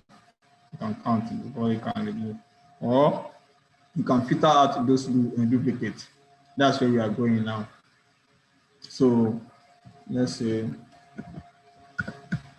remove duplicates. Then what else? The next thing is what? How you can filter. You know, in Microsoft Excel, you have your data like this. Let's use this one to filter. I can easily say, okay, I only need 2012 data alone. I can come to date. This can help you to, sorry, my internet is, okay.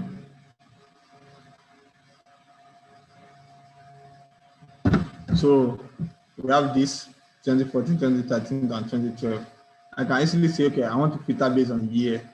So I'll just remove 2014, I'll leave 2012 alone. Or let me pick 2012, 2013 alone, 2014 alone, and I'll have this, you can see. As you can see. So, and I can also say what? I can also say, I want to clear that without using this, clear this, and come back to my data tab. Under this data tab, I have what? Something called filter here. This is my filter. So sometimes, probably if you convert your data to table, you don't want this to show, these filter icons, this drop down, you don't want them to show. Just highlight and do what?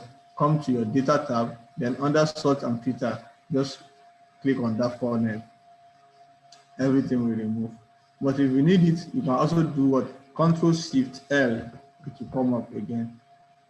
Or we come back to your data tab and then we'll do what? Use this funnel. Either of the two ways, you can easily get to this. So that's how you configure. And for instance, now, we have something under our duplicate here, we have color. Sometimes people paint their data, maybe when they have subtotal and some other things like that, they now add color to it, or they want to calculate total of something, they will add color to it. So instead of doing that, you can easily filter by what? By color. I want to filter by this color. I can easily do that, and then I'll get all my duplicate value here. So I want to do what? I want to filter by number. I can do that as well. So let's do this. Let's clear this. I want to filter by number of customer. So I can do what? Number filter greater than or equals to, or let's say anybody that has 10 customer. So you can do that greater than or equals to what? Greater than or equals to 10. So it's greater than or equals to 10, and you can do what? You can do this. Number of customer. So you can see. So we have number of customer that is 10 or greater than that. So that's how you can use all this filter. On these two, you can also do sort by color, sort by sheet view, on filter by, okay, sorry, let's do advanced here. Under our filter, we have advanced, list the criteria here, and then you can filter, set your criteria to it, then you can filter your data anyhow you like. So, and also we have sort by what? Maybe just arrange by alphabetical order. Maybe for instance now, the way we have our salesman, this salesman, who is next to this Adekunle? Who is next to Adekunle? We have Okoro. Probably we have another person bearing a name that is not. Let me check. After Okoro, who do we have? Chinedu used to come before that now. And I already used to come after Adekunle. Then this. So you can decide to what? Come to this sort from A to Z or from Z to A. So I can easily do this. Or I can sort them based on who gave us more profit. So who's giving us more profit? I can sort based on that. I can do from my profit or loss column and do what? From largest to smallest. Then I can come to this salesman and do what? Sort alphabetical order by doing A to Z. This is it. So from A to Z now, if I scroll down, the next person you will see is Akintola instead of Okoro that followed him before. And the next person is Ayodeji. So from there, we have Chinedu and Co. So that's how they should arrange data. And also we have profit or loss. So I can easily say, okay, I'm saying this as a maybe in form of alphabetical order. I also need them based on the value they are giving me as a manager. So I need to do this from largest to smallest. So he is giving us more profit. So that means Akitola is giving us more profit from Pure Takot, and we are having this number here, this figure. So let me do this and make it more perfect by doing this. So make my data perfect. So I can even do something like this, make it a round figure. So we have something like this. So I believe, let me check my chat if I also have any question there. So can you explain how my tutor says in previous lessons? Oh, sorry, come again. The data validation, how you use data validation to circle wrong data that are not inputted correctly. Okay. What we did earlier was, if you are having wrong value, we validated this already. Let me do this. Let me do it again. Let's do this again. Let me highlight this data. go back to my data tab and come back to this. Let me clear validation that I'm having on this data validation. What I had there before.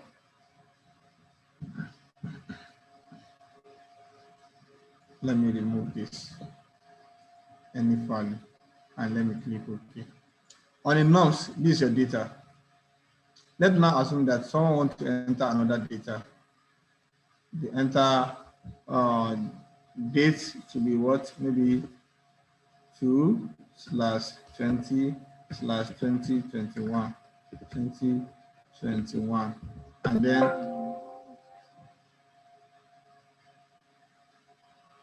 you say what? The file doesn't match the file. Okay, restriction. Can you see? Okay, it's out of range.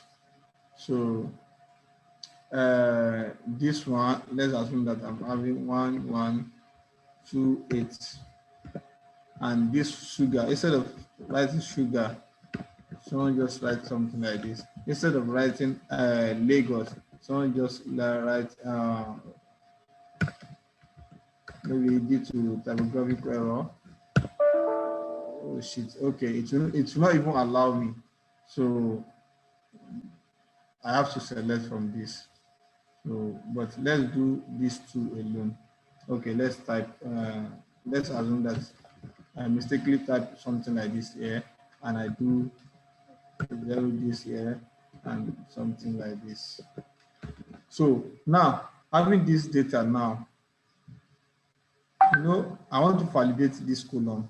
What I said, we have to do something like that. Highlight the whole column and go to our data validation and say what? I don't want any value on this column. I need a user to enter something relating to these three data, which is pepper, sugar, or palm oil. So, and then I will click OK.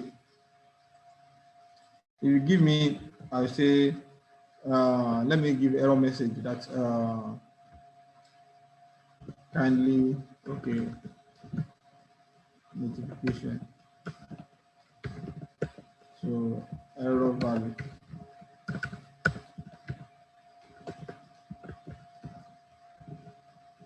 Try again.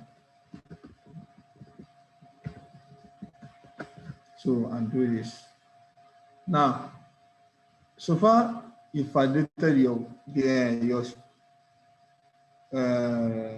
column, next thing you need to check is like this. Click anywhere within your table and then check. Under this, you see circle invalid data. This is. So can you see? Showing that this is very wrong. This is not correct. I hope you understand it now.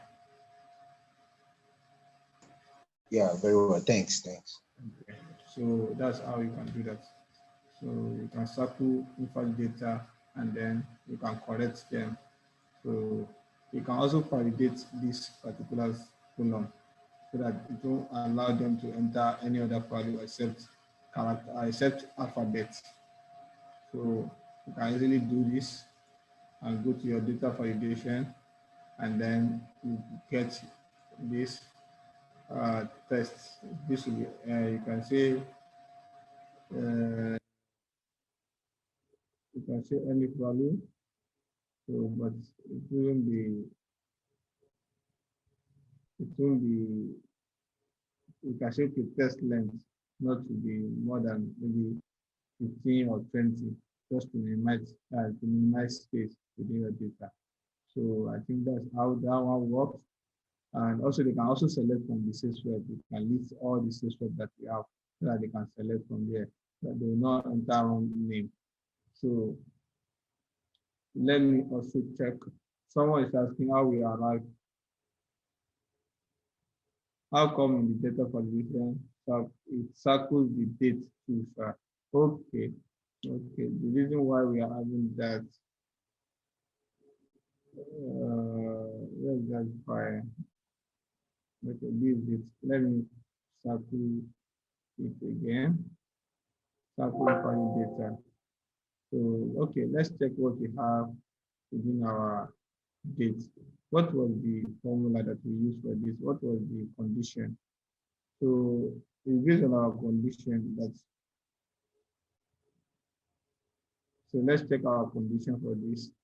We say it should be greater than. No. So let's say between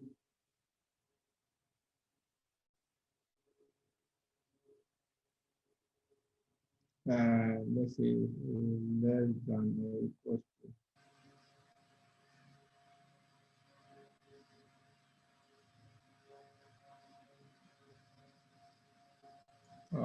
Okay, greater than or equal to. So I see now. So that date should be greater than. So not greater than only. So it should be greater than or equal to 12th of January, 1st January 1st, 2012. So that's it. So the next thing we are to look at. Okay, someone said I'm not speaking. They can't hear me again. I should increase my volume. Okay. So sorry for that. So I'm with you. I can't hear you. Okay, good afternoon, Hafiz. Please, Yeah, good afternoon. when you clicked on circle invalid data, Yeah. the entire cells were circled under the date column. Does it mean that all the data there are invalid? Yes. They are all invalid. Yes. So like this one now, that's the reason why we say you can correct them after that. You know, this one is showing that this value is not correct. I didn't mean the error message we put on this one is not ordinary warning. If it is error, it won't accept it again. So you have to change it by selecting out of the list. So by doing this, you see, I don't have any error again. So, and if I want to enter another value now, if I mistakenly type nonsense, it won't accept it from me. So let's do this. Let's do this. Let's assume that I want to type Pepe. Instead of double P, and now put C. This value doesn't match the data validation restriction defined for this cell. So I have to retry. It won't accept it from me at all. Not until I do the right thing. So I can do this. And then it will accept it direct. Yeah, that's what you have on this data validation. So someone is asking one question. How I arrive at total sales in the previous lesson. So on our sales data, on this calculation, what we did was after renaming this column to net sales, if you check our formula now, under formula name manager, can you see?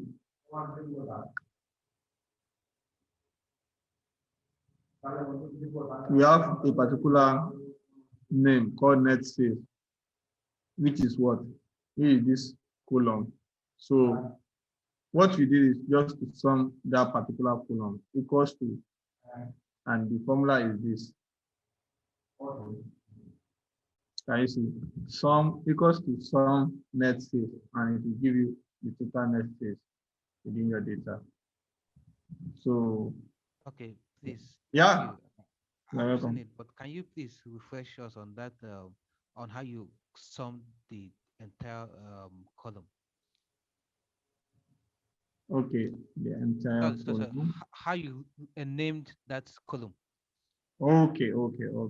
So for you to name anything, I told you earlier that you go to your data.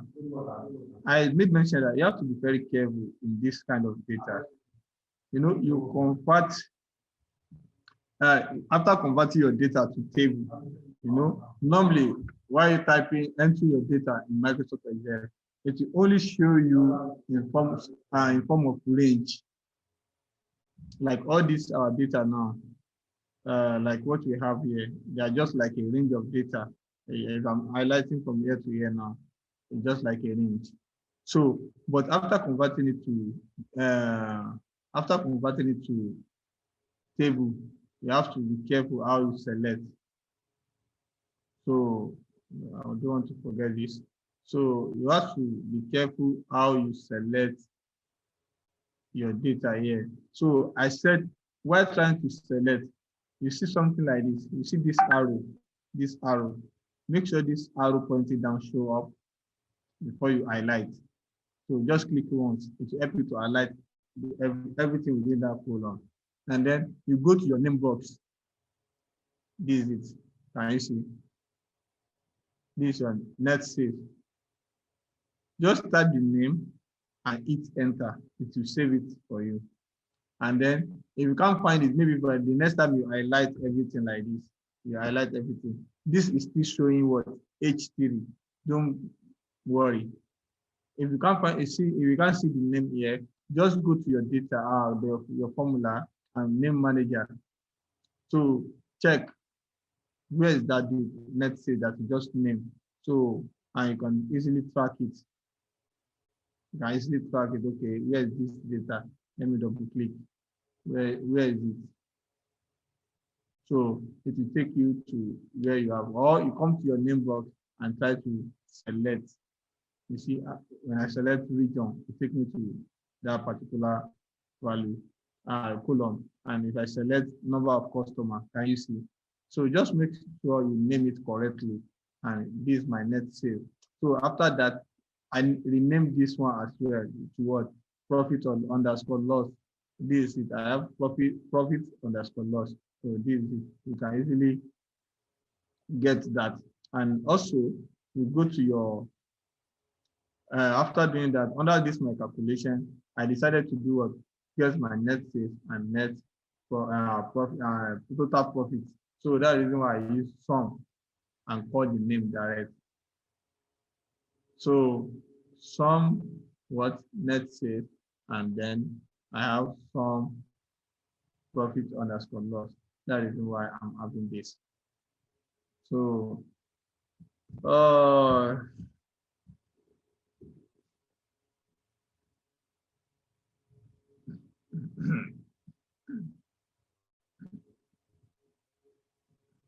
all this define title, all this.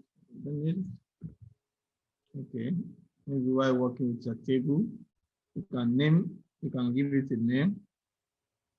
So that's all what we have in our agenda. And also, before we move forward, the next thing I want to do is conditional formatting. Conditional formatting. If you have any question based on what we have done previously, so just quickly ask that. I will do conditional formatting, and also I will work with how you can insert charts within your data based on figure or any other thing like that. So I will do that. How you can do charts. After charts, we do, okay, we can't do all this today, but I believe with little Excel next week, maybe 1 hour class by next week, you should be able to cover up all this. They are very simple. It's not like using formula again. You just have to go through hard way first before you can get something simple. So don't think whether I'm wicked.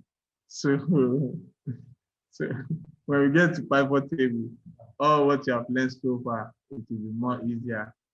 So it will not be like, oh, at least, but why now? No, you just have to learn something, all these things in hard way too, so that when you have any issue, you should be able to know how to correct it by yourself.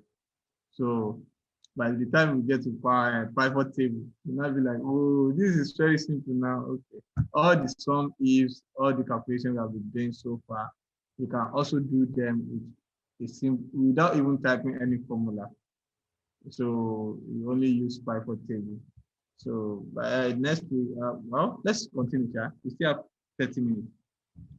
So let's do conditional formatting. You know, sometimes you see people, applying from color to their data. Let me go to this one. Let me go this. Okay. Last week, we did something. We said, let me add someone name to this place. Let me check my chat. Let me check my chat. And let me call Sade. Let me make Sade. Let me add Sade to our class. Sade. What's second name? Okay. And we have Sade is also a female. Why now? Why am I adding the female to my class? So I have this. No. Sade is very brilliant. She knows mathematics very well. And 18. And hope I'm not lying here. So, You're not lying. So, all right.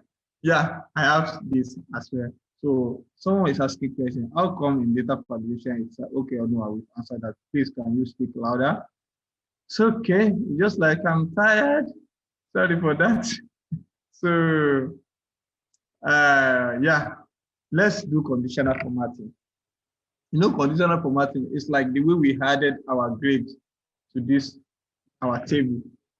So if your average score is above, let's agree on what you are going to use. If your average score is above 70, let's paint it green. If it is above 50, let's paint it yellow. If it is above 40, if it is below 40, let's paint it, okay. Above 70, yellow, green. Above 40, yellow, and below 40, red. So let's do that. I will do this, my average score. I can highlight this. So I will go to my home tab. You see something called conditional formatting. We have a lot of divine formatting there. So what you have to do is go and create your own rule. Yes. Can you read what I'm having on my screen? Format all cells based on their value. Format all cells based on what? Format only cell that contains, that's another thing. Format only top or bottom rank value. Format only value that are above or below average. Format only unique or duplicate value using a formula too. You can use formula to format your case. Yeah, let me use format all cells based on what their value. So what do I need? I need three color scale. Do I need it to be in percentage? No. Number. Let me make it number. Yeah, let me make it like this. So I can do, okay, let me do icon set. So sometimes you see something like this in your data. So anything above, I don't want to use percentage, let me use number. So because we are dealing with figure here, let me do anything above 70 or equals to 70. Anything above 45. So click outside, it will also, now anything less than this, it will give me 45. Less than 45, it will give me red flag. So, and that's very simple. Can you see it?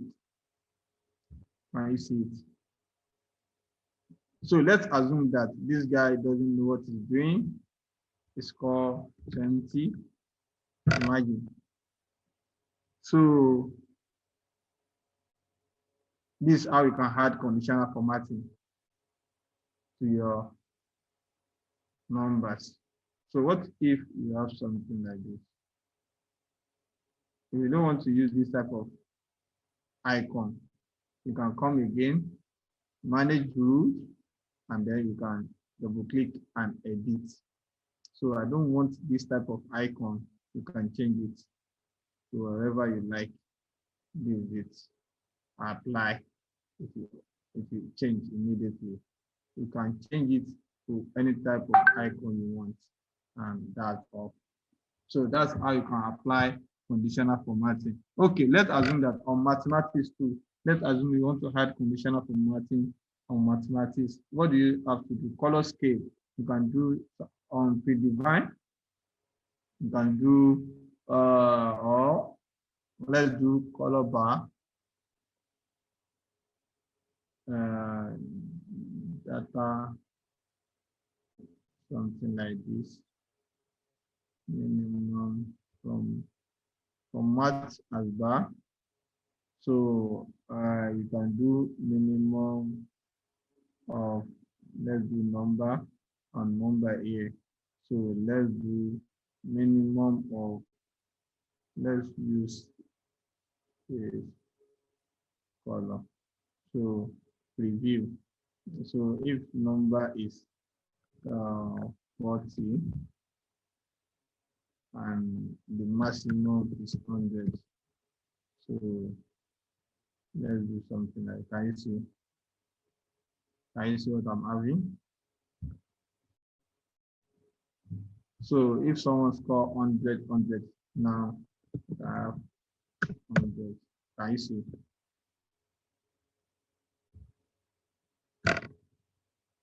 I hope you are getting it.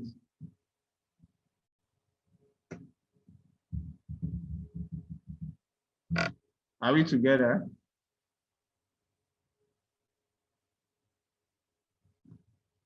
Do you all get the way I did my conditional formatting?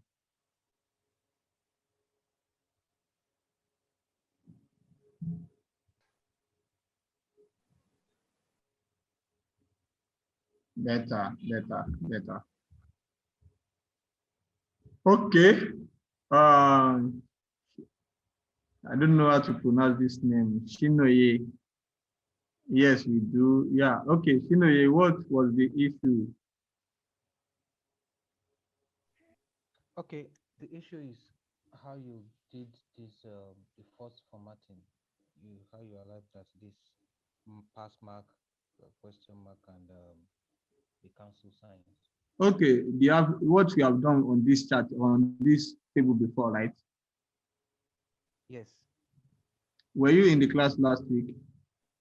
Yes, I was. Huh? Yes, I was. Okay. But you get how you get how I did this? Which one? This conditional formatting. It's not exactly everything. I knew you went to conditional formatting and. I'm coming. Let me. It's like you're not speaking louder. Can you speak up? Okay, I said not exactly. I knew you highlighted the average bar, average column, and you clicked on conditional formatting, and the rest is what I did not understand. Okay. What I did was, let me clear it. Okay. The first conditional formatting I did is like, okay, let's assume that this average column, I highlighted the whole column, whether you have more than millions of columns there, rows, just highlight it the way I highlighted it now. So go to your home tab, go to conditional formatting, and go to new rule. I added new rule. But since the rules is there already, I can easily do this. I can clear the rule from selected. I can clear it again. After clear this, I can do it again by doing what? I can highlight this particular column and then go back again, create new rule, and then based on their value, we have value on each row of this column. Based on their value, give me 3 icon sets. I want to categorize them into 3. Icon set, I need icon set. I don't want to use all that. I need icon set. So I need this type of what? Icon. Now show me green anywhere I'm having a value. That is why I change it to what? Number. I need the figures and in percentage already. I can use percentage or I can use percentile or formula, but I need number here. So anything that is above 70, give me green color. Anything above 45, give me what? Yellow. That is why we are doing it like this. Or even sometimes you can decide to reverse the icon.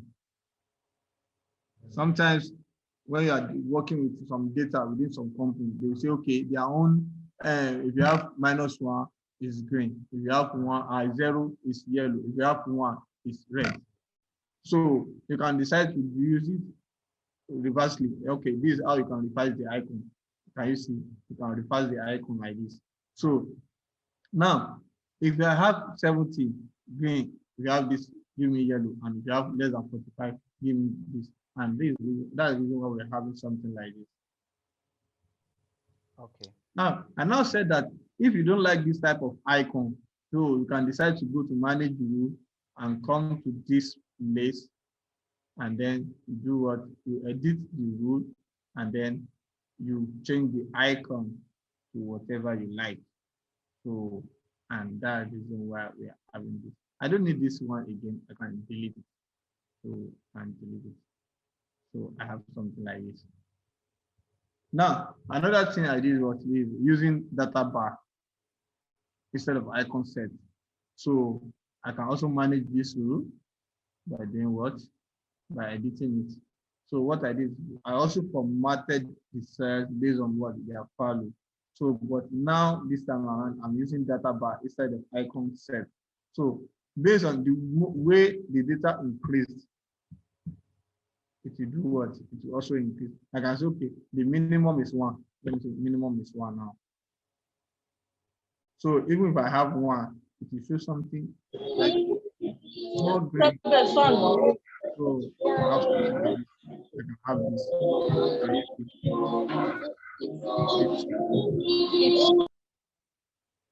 This is what we are having.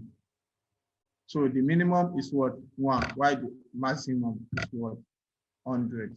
So if I change the score of this guy to what? Maybe 45 now, you see? It will also reduce the value, the bar. So that's how it is. So that's how we can do that conditional formatting within our data. So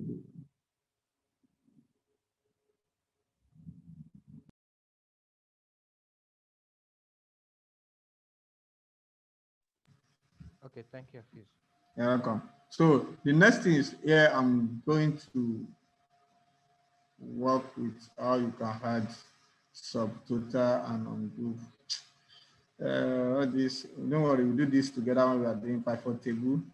And let's quickly run through how you can insert charts. So how you can insert charts. So let's assume that I have this data. I have this data, and I want to insert charts. So, you know, normally you have your data like this, and I can highlight this and highlight my net sales and say go to insert, and I can do.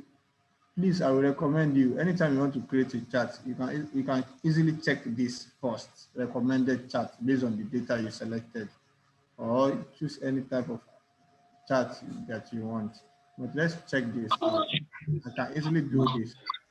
I can easily do what by picking up this and do icon. Can you see? Can you see? I have my sum of net sales and based on product. Very simple. Very simple. But mind you, this recommended chart is give you in pivot chart. It will give you pivot chart. So can you see I'm having the table as well? Automatically, it helps me to do what? To calculate it in the table format. Instead of you using some ifs that we did earlier within our calculation here. Can you see? So you can easily use recommended or pivot chart, pivot table to do that. So But I just want us to get there first before we can even do anything like that. So you see here now we have Port Harcourt, all these things. So I can easily get that same thing within this if I want to do that. So, but I just want to show you how to insert your chart first. That's how you can insert chart. Let's go back to our data. We have these two data selected and I have my insert tab. I can easily choose any one and say, okay, let me choose this. Can you see now? This is another time, this chart as well. But you know, it's not making sense like this. You can't figure out what you are doing on this. Can't figure it out. So it's better you use something that will make your work more neat. So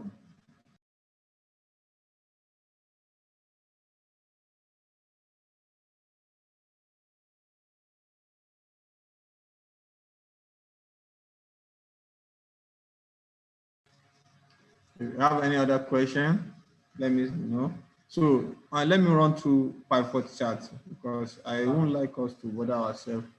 By next week, we can easily move to Power BI or so that we have more time. We will also be going back to Excel to do some things. But Power BI is more, if you are working with Power BI, we still refer ourselves back to Excel so that we all get along together.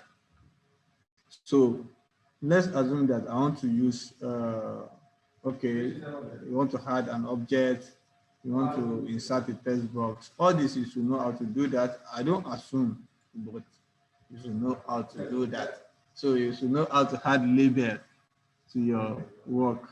You should know how to add control. You should know how to add label control. So let's say, for instance, now you are designing something. You want to design something like interface, like what we were doing earlier. So let's assume that you want to do something like this. So you are creating your dashboard and you want to add some label, some icons. So you want to add some things to your dashboard. You are trying to format all your dashboard like this. So I'm having something like this. I'm highlighting this, and this is my total net sales and profits.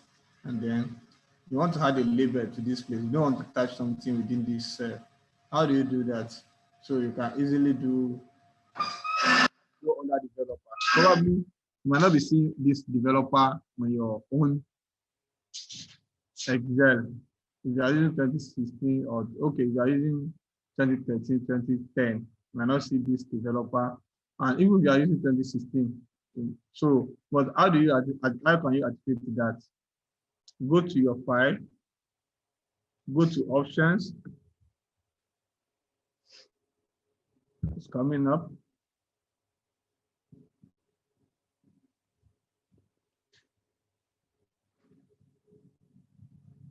File, option.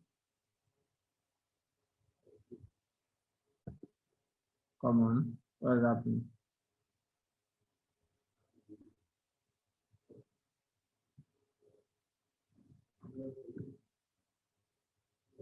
It's like this color is too dark. Let's paint it white.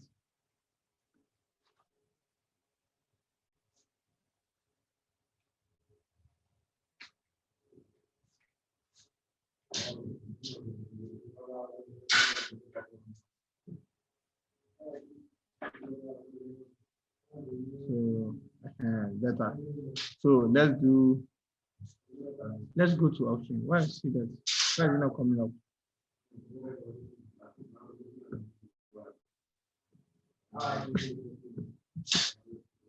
Let me save this workbook and open it again. So it can be funny sometimes.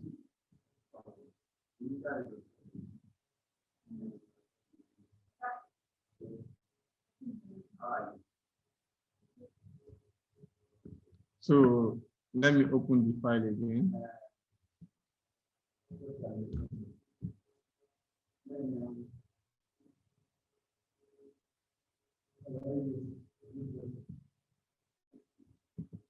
So let me go to file, options. Okay, can you see now? So under this options, you go to customize ribbon. So if you check my own, I have my main tab, home, all this, insert, draw, page layout. So you see a developer. If it is not checked on your own, just check it and click OK. You'll see developer come up with on your own.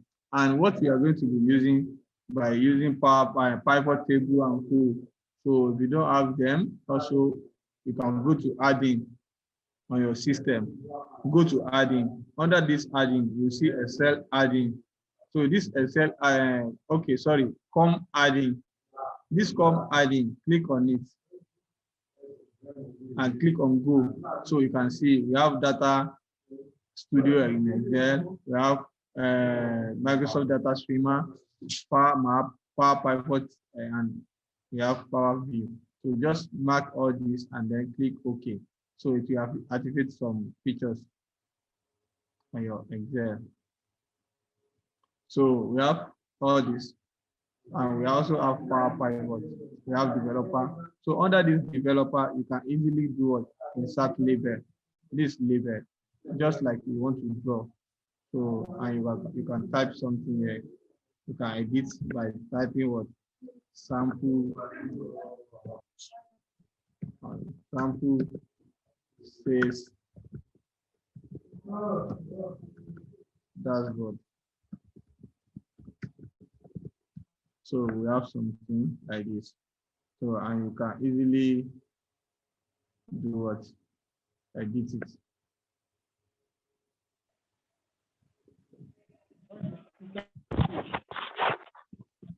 Mr. Fish. Yes. All right, please, after choosing come add in, what option did you choose again before you select those options selected? I checked all those add-in. Like you have Power View, you have Power Map, you have the one. How many are you having on your own? When I chose come add in, I'm not seeing the options you chose. Okay, there's go in front of it. Go, just click on that go. Yes. You brought a comment, the page is What's that? brought in blank. Blank? Yes, there's nothing. Is it showing us telling us that you don't have any add-in on your system? That's something like that. So probably you don't have any add-in installed on your system. That is why you're having it like that. Okay. Yeah. All right. So let's check it out. Let's go back. Let's format it.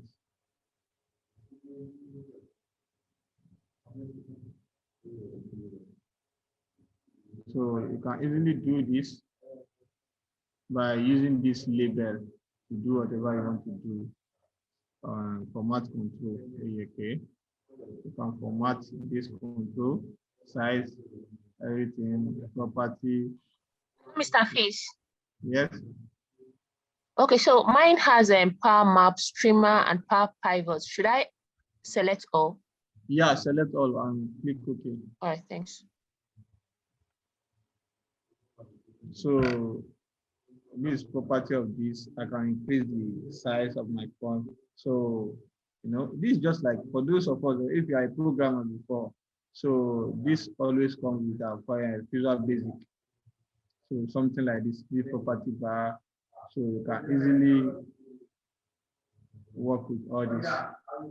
So you can change the color, everything, this is what we did earlier.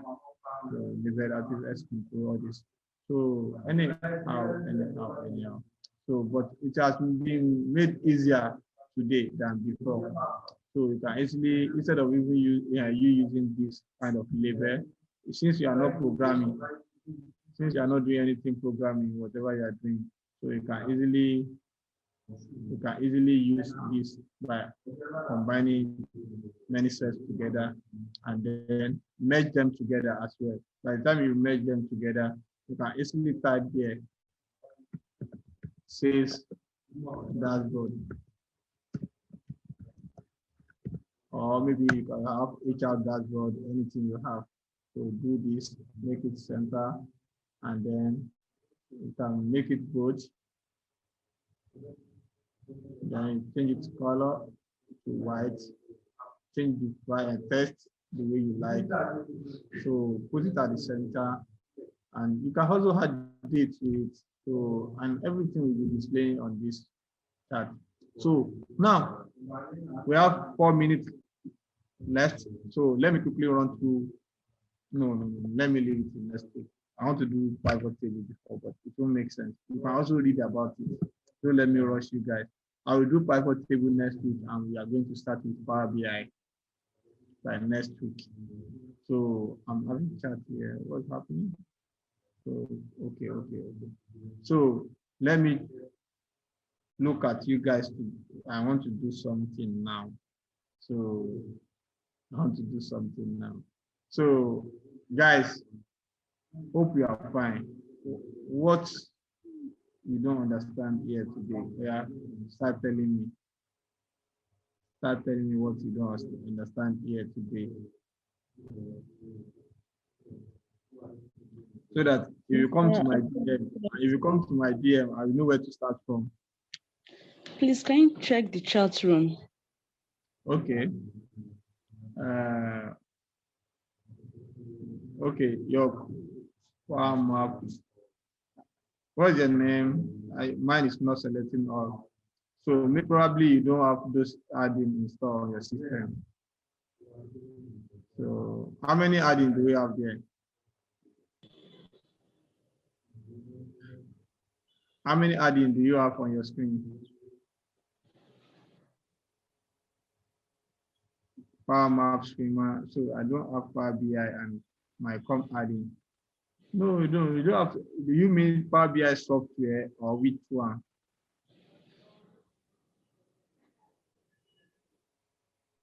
Are you there?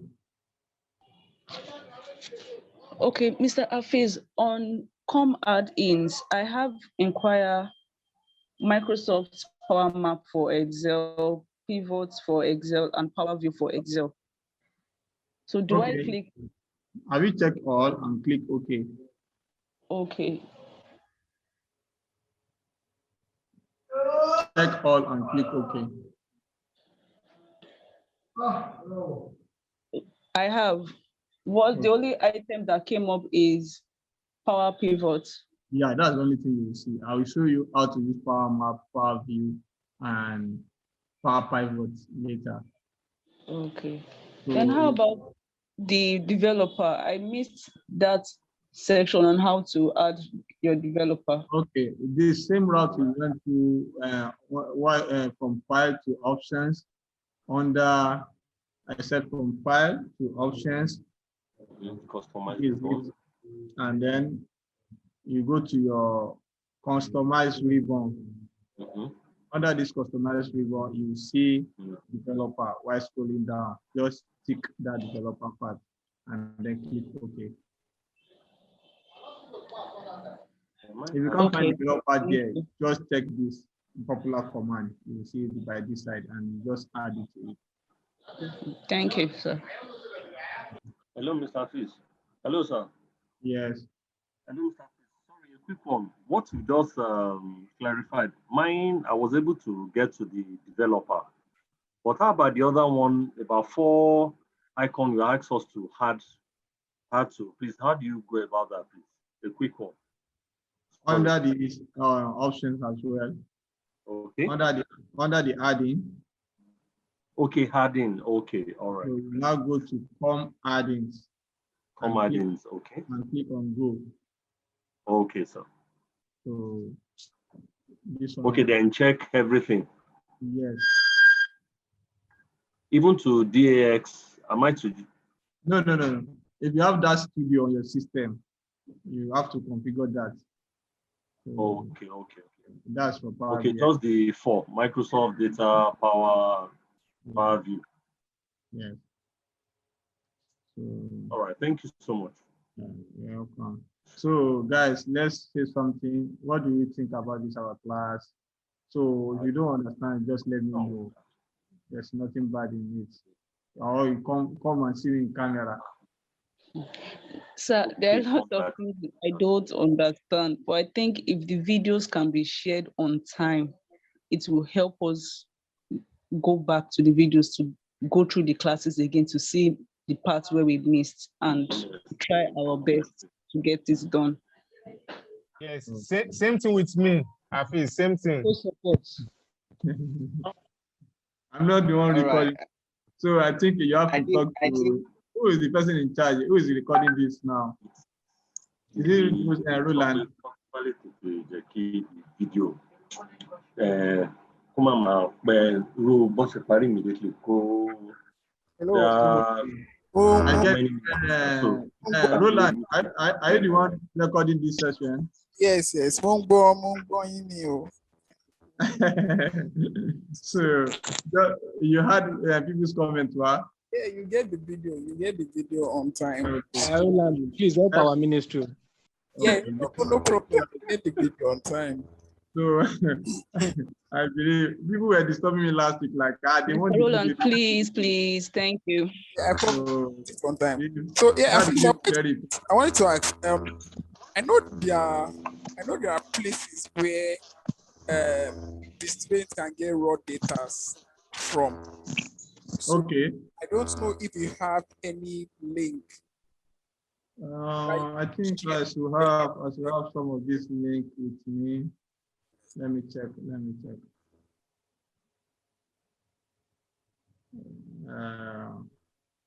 Data something. What? Data. I think World Bank. Yeah, World Bank too. So World Bank and IMF. So there are some sites that you can also go to. Or something archive or something like that. That's where we normally download data for. Yeah, so you can get data. You can get uncategorized or raw data that you can manipulate at your own space. Just play around. So just play around those data. I believe even if you go to Google and search for simple data we go to Data Quest. I think Data Quest is you see a lot of data there. Just go there, download. It's for free. Nobody will charge you. So also let me check. Who is Toyosi Oluwamuyiwa? You haven't seen anything. Okoyemi. Who is Okoyemi? Sorry, Hafiz. How about the DAX? If the DAX is not on our add-ins, I will get it. No, don't worry. DAX. You don't need DAX for now. If you install Power BI desktop, there's DAX Studio there. Okay, thank you. Yeah, DAX Studio. So I want to check. Central Bank have data. Do they have archive where you can get raw data?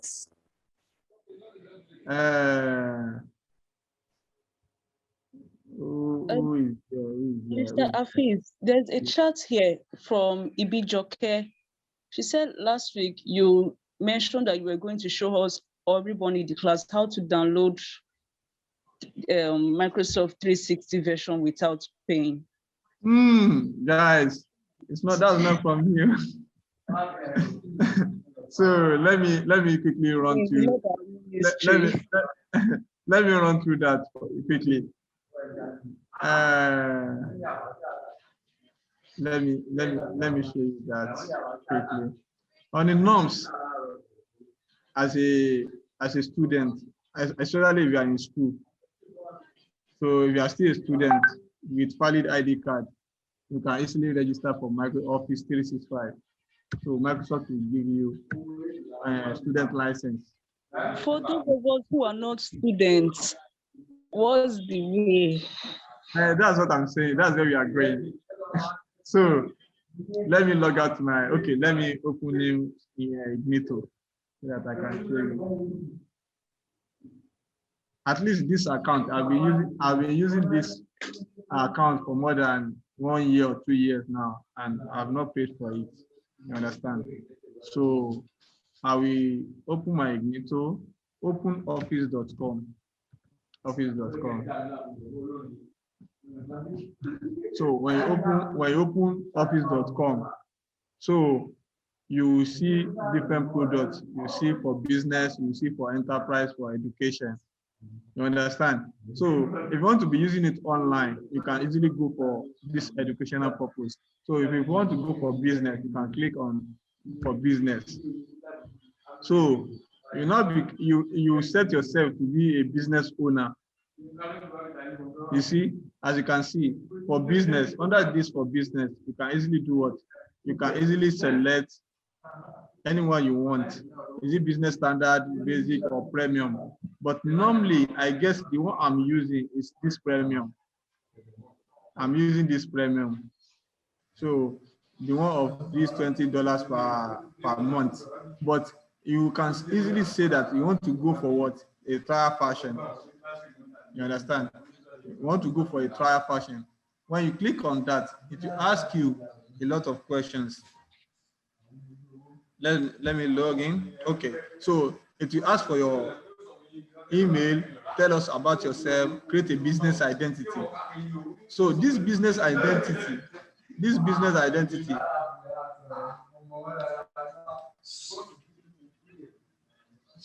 this business identity will allow you to maybe set your account, such as admin at so, just like a business account, business email. It will allow you to set business email on this. If you check my email on this account, let me show you. If you check my email on this account, sorry, I'm having view my account. Okay, sorry, let me open that.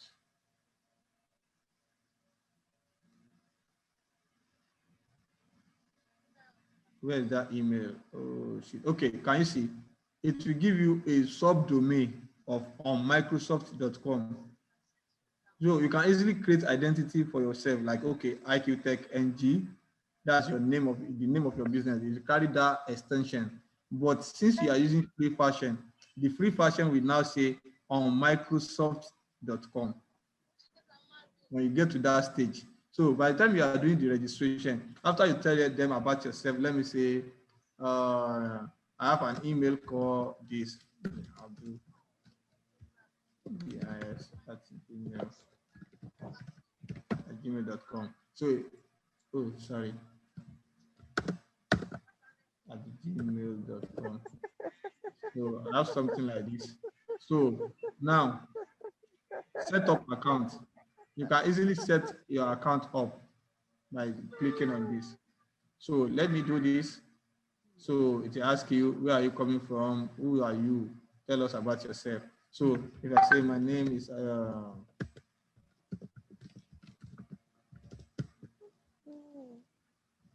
so just giving you a clue on how to do that. Business phone number, you can easily do something like this.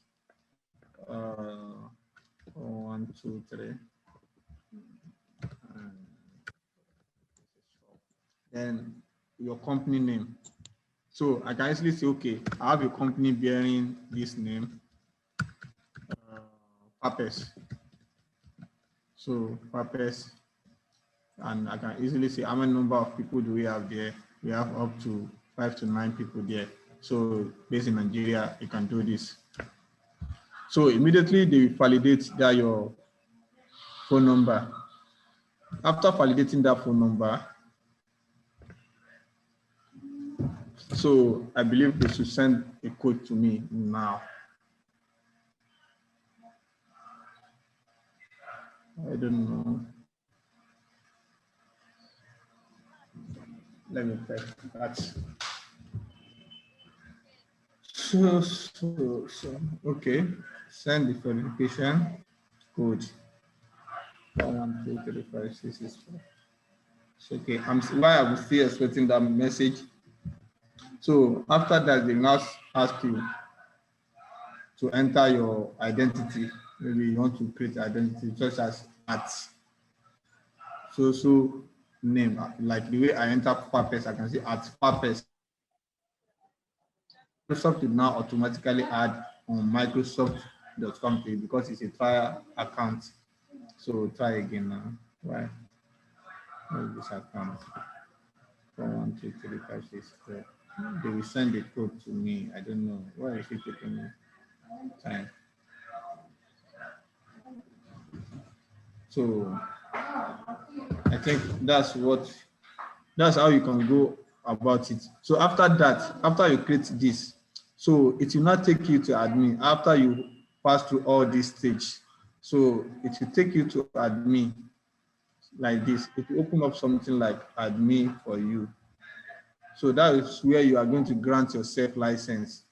So, and if you are using that, for instance, now, you can create multiple accounts. You can create multiple accounts by adding people. Maybe someone is working under you now, you guys are working together. You want to collaborate with each other. You can easily do what? Create accounts for them. So like me now, I have almost like 5 people under me. So because you can enter up to 25 users under that category as a premium business, I think, is it premium? Something like that. Okay, okay, under business premium, you can have up to 25 users. So then I don't see their code, so I don't know why. Maybe it's the phone number I enter. So let me change. Okay, I don't need to change this, but you guys should just go through this step. So I will drop the link here now for you to start the trial fashion. Copy the link address and then go to the chat. Let me go to the chat and drop it. So that's how you can start. So then after going through that, it takes you to admin. That admin, that's where you are going to enter, where you can manage your users. So can you see? I have different users here. So I'm under each user, like the one I'm using for myself. So I can easily click on this and assign license. You see, license and app. So I can easily assign license to myself. So I assign license of what? Microsoft 365 E5 developer without what? Okay, without window and audio conference because it's limited. So, and also I assign Microsoft Power App version 2 and plan 2 as a trial version. So I can see all the applications that I can use under Microsoft for free. So this is how you can go about it. So after doing the license assignment, you can also close this place and start. And now, when you log in to your home, let me show you. When you go back to your home page, when you go back to your home page, you see something here. You see something like what is it? Under home. So you see something like an icon. Okay, it's telling you that install Office 365.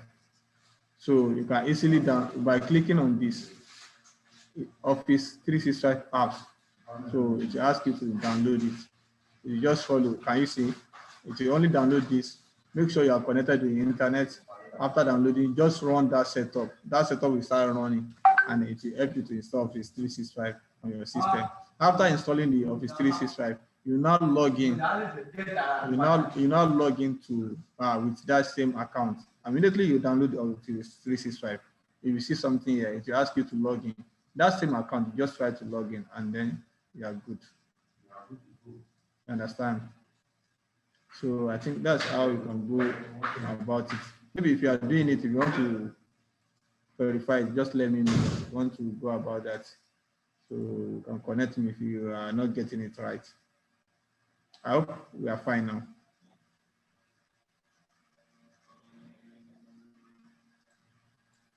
All right, Hello. sir. Thank you so much. Can you hear We me? appreciate it. Hello, can you hear me? Yeah, I'm with you. Yes. Thank you for showing us this route.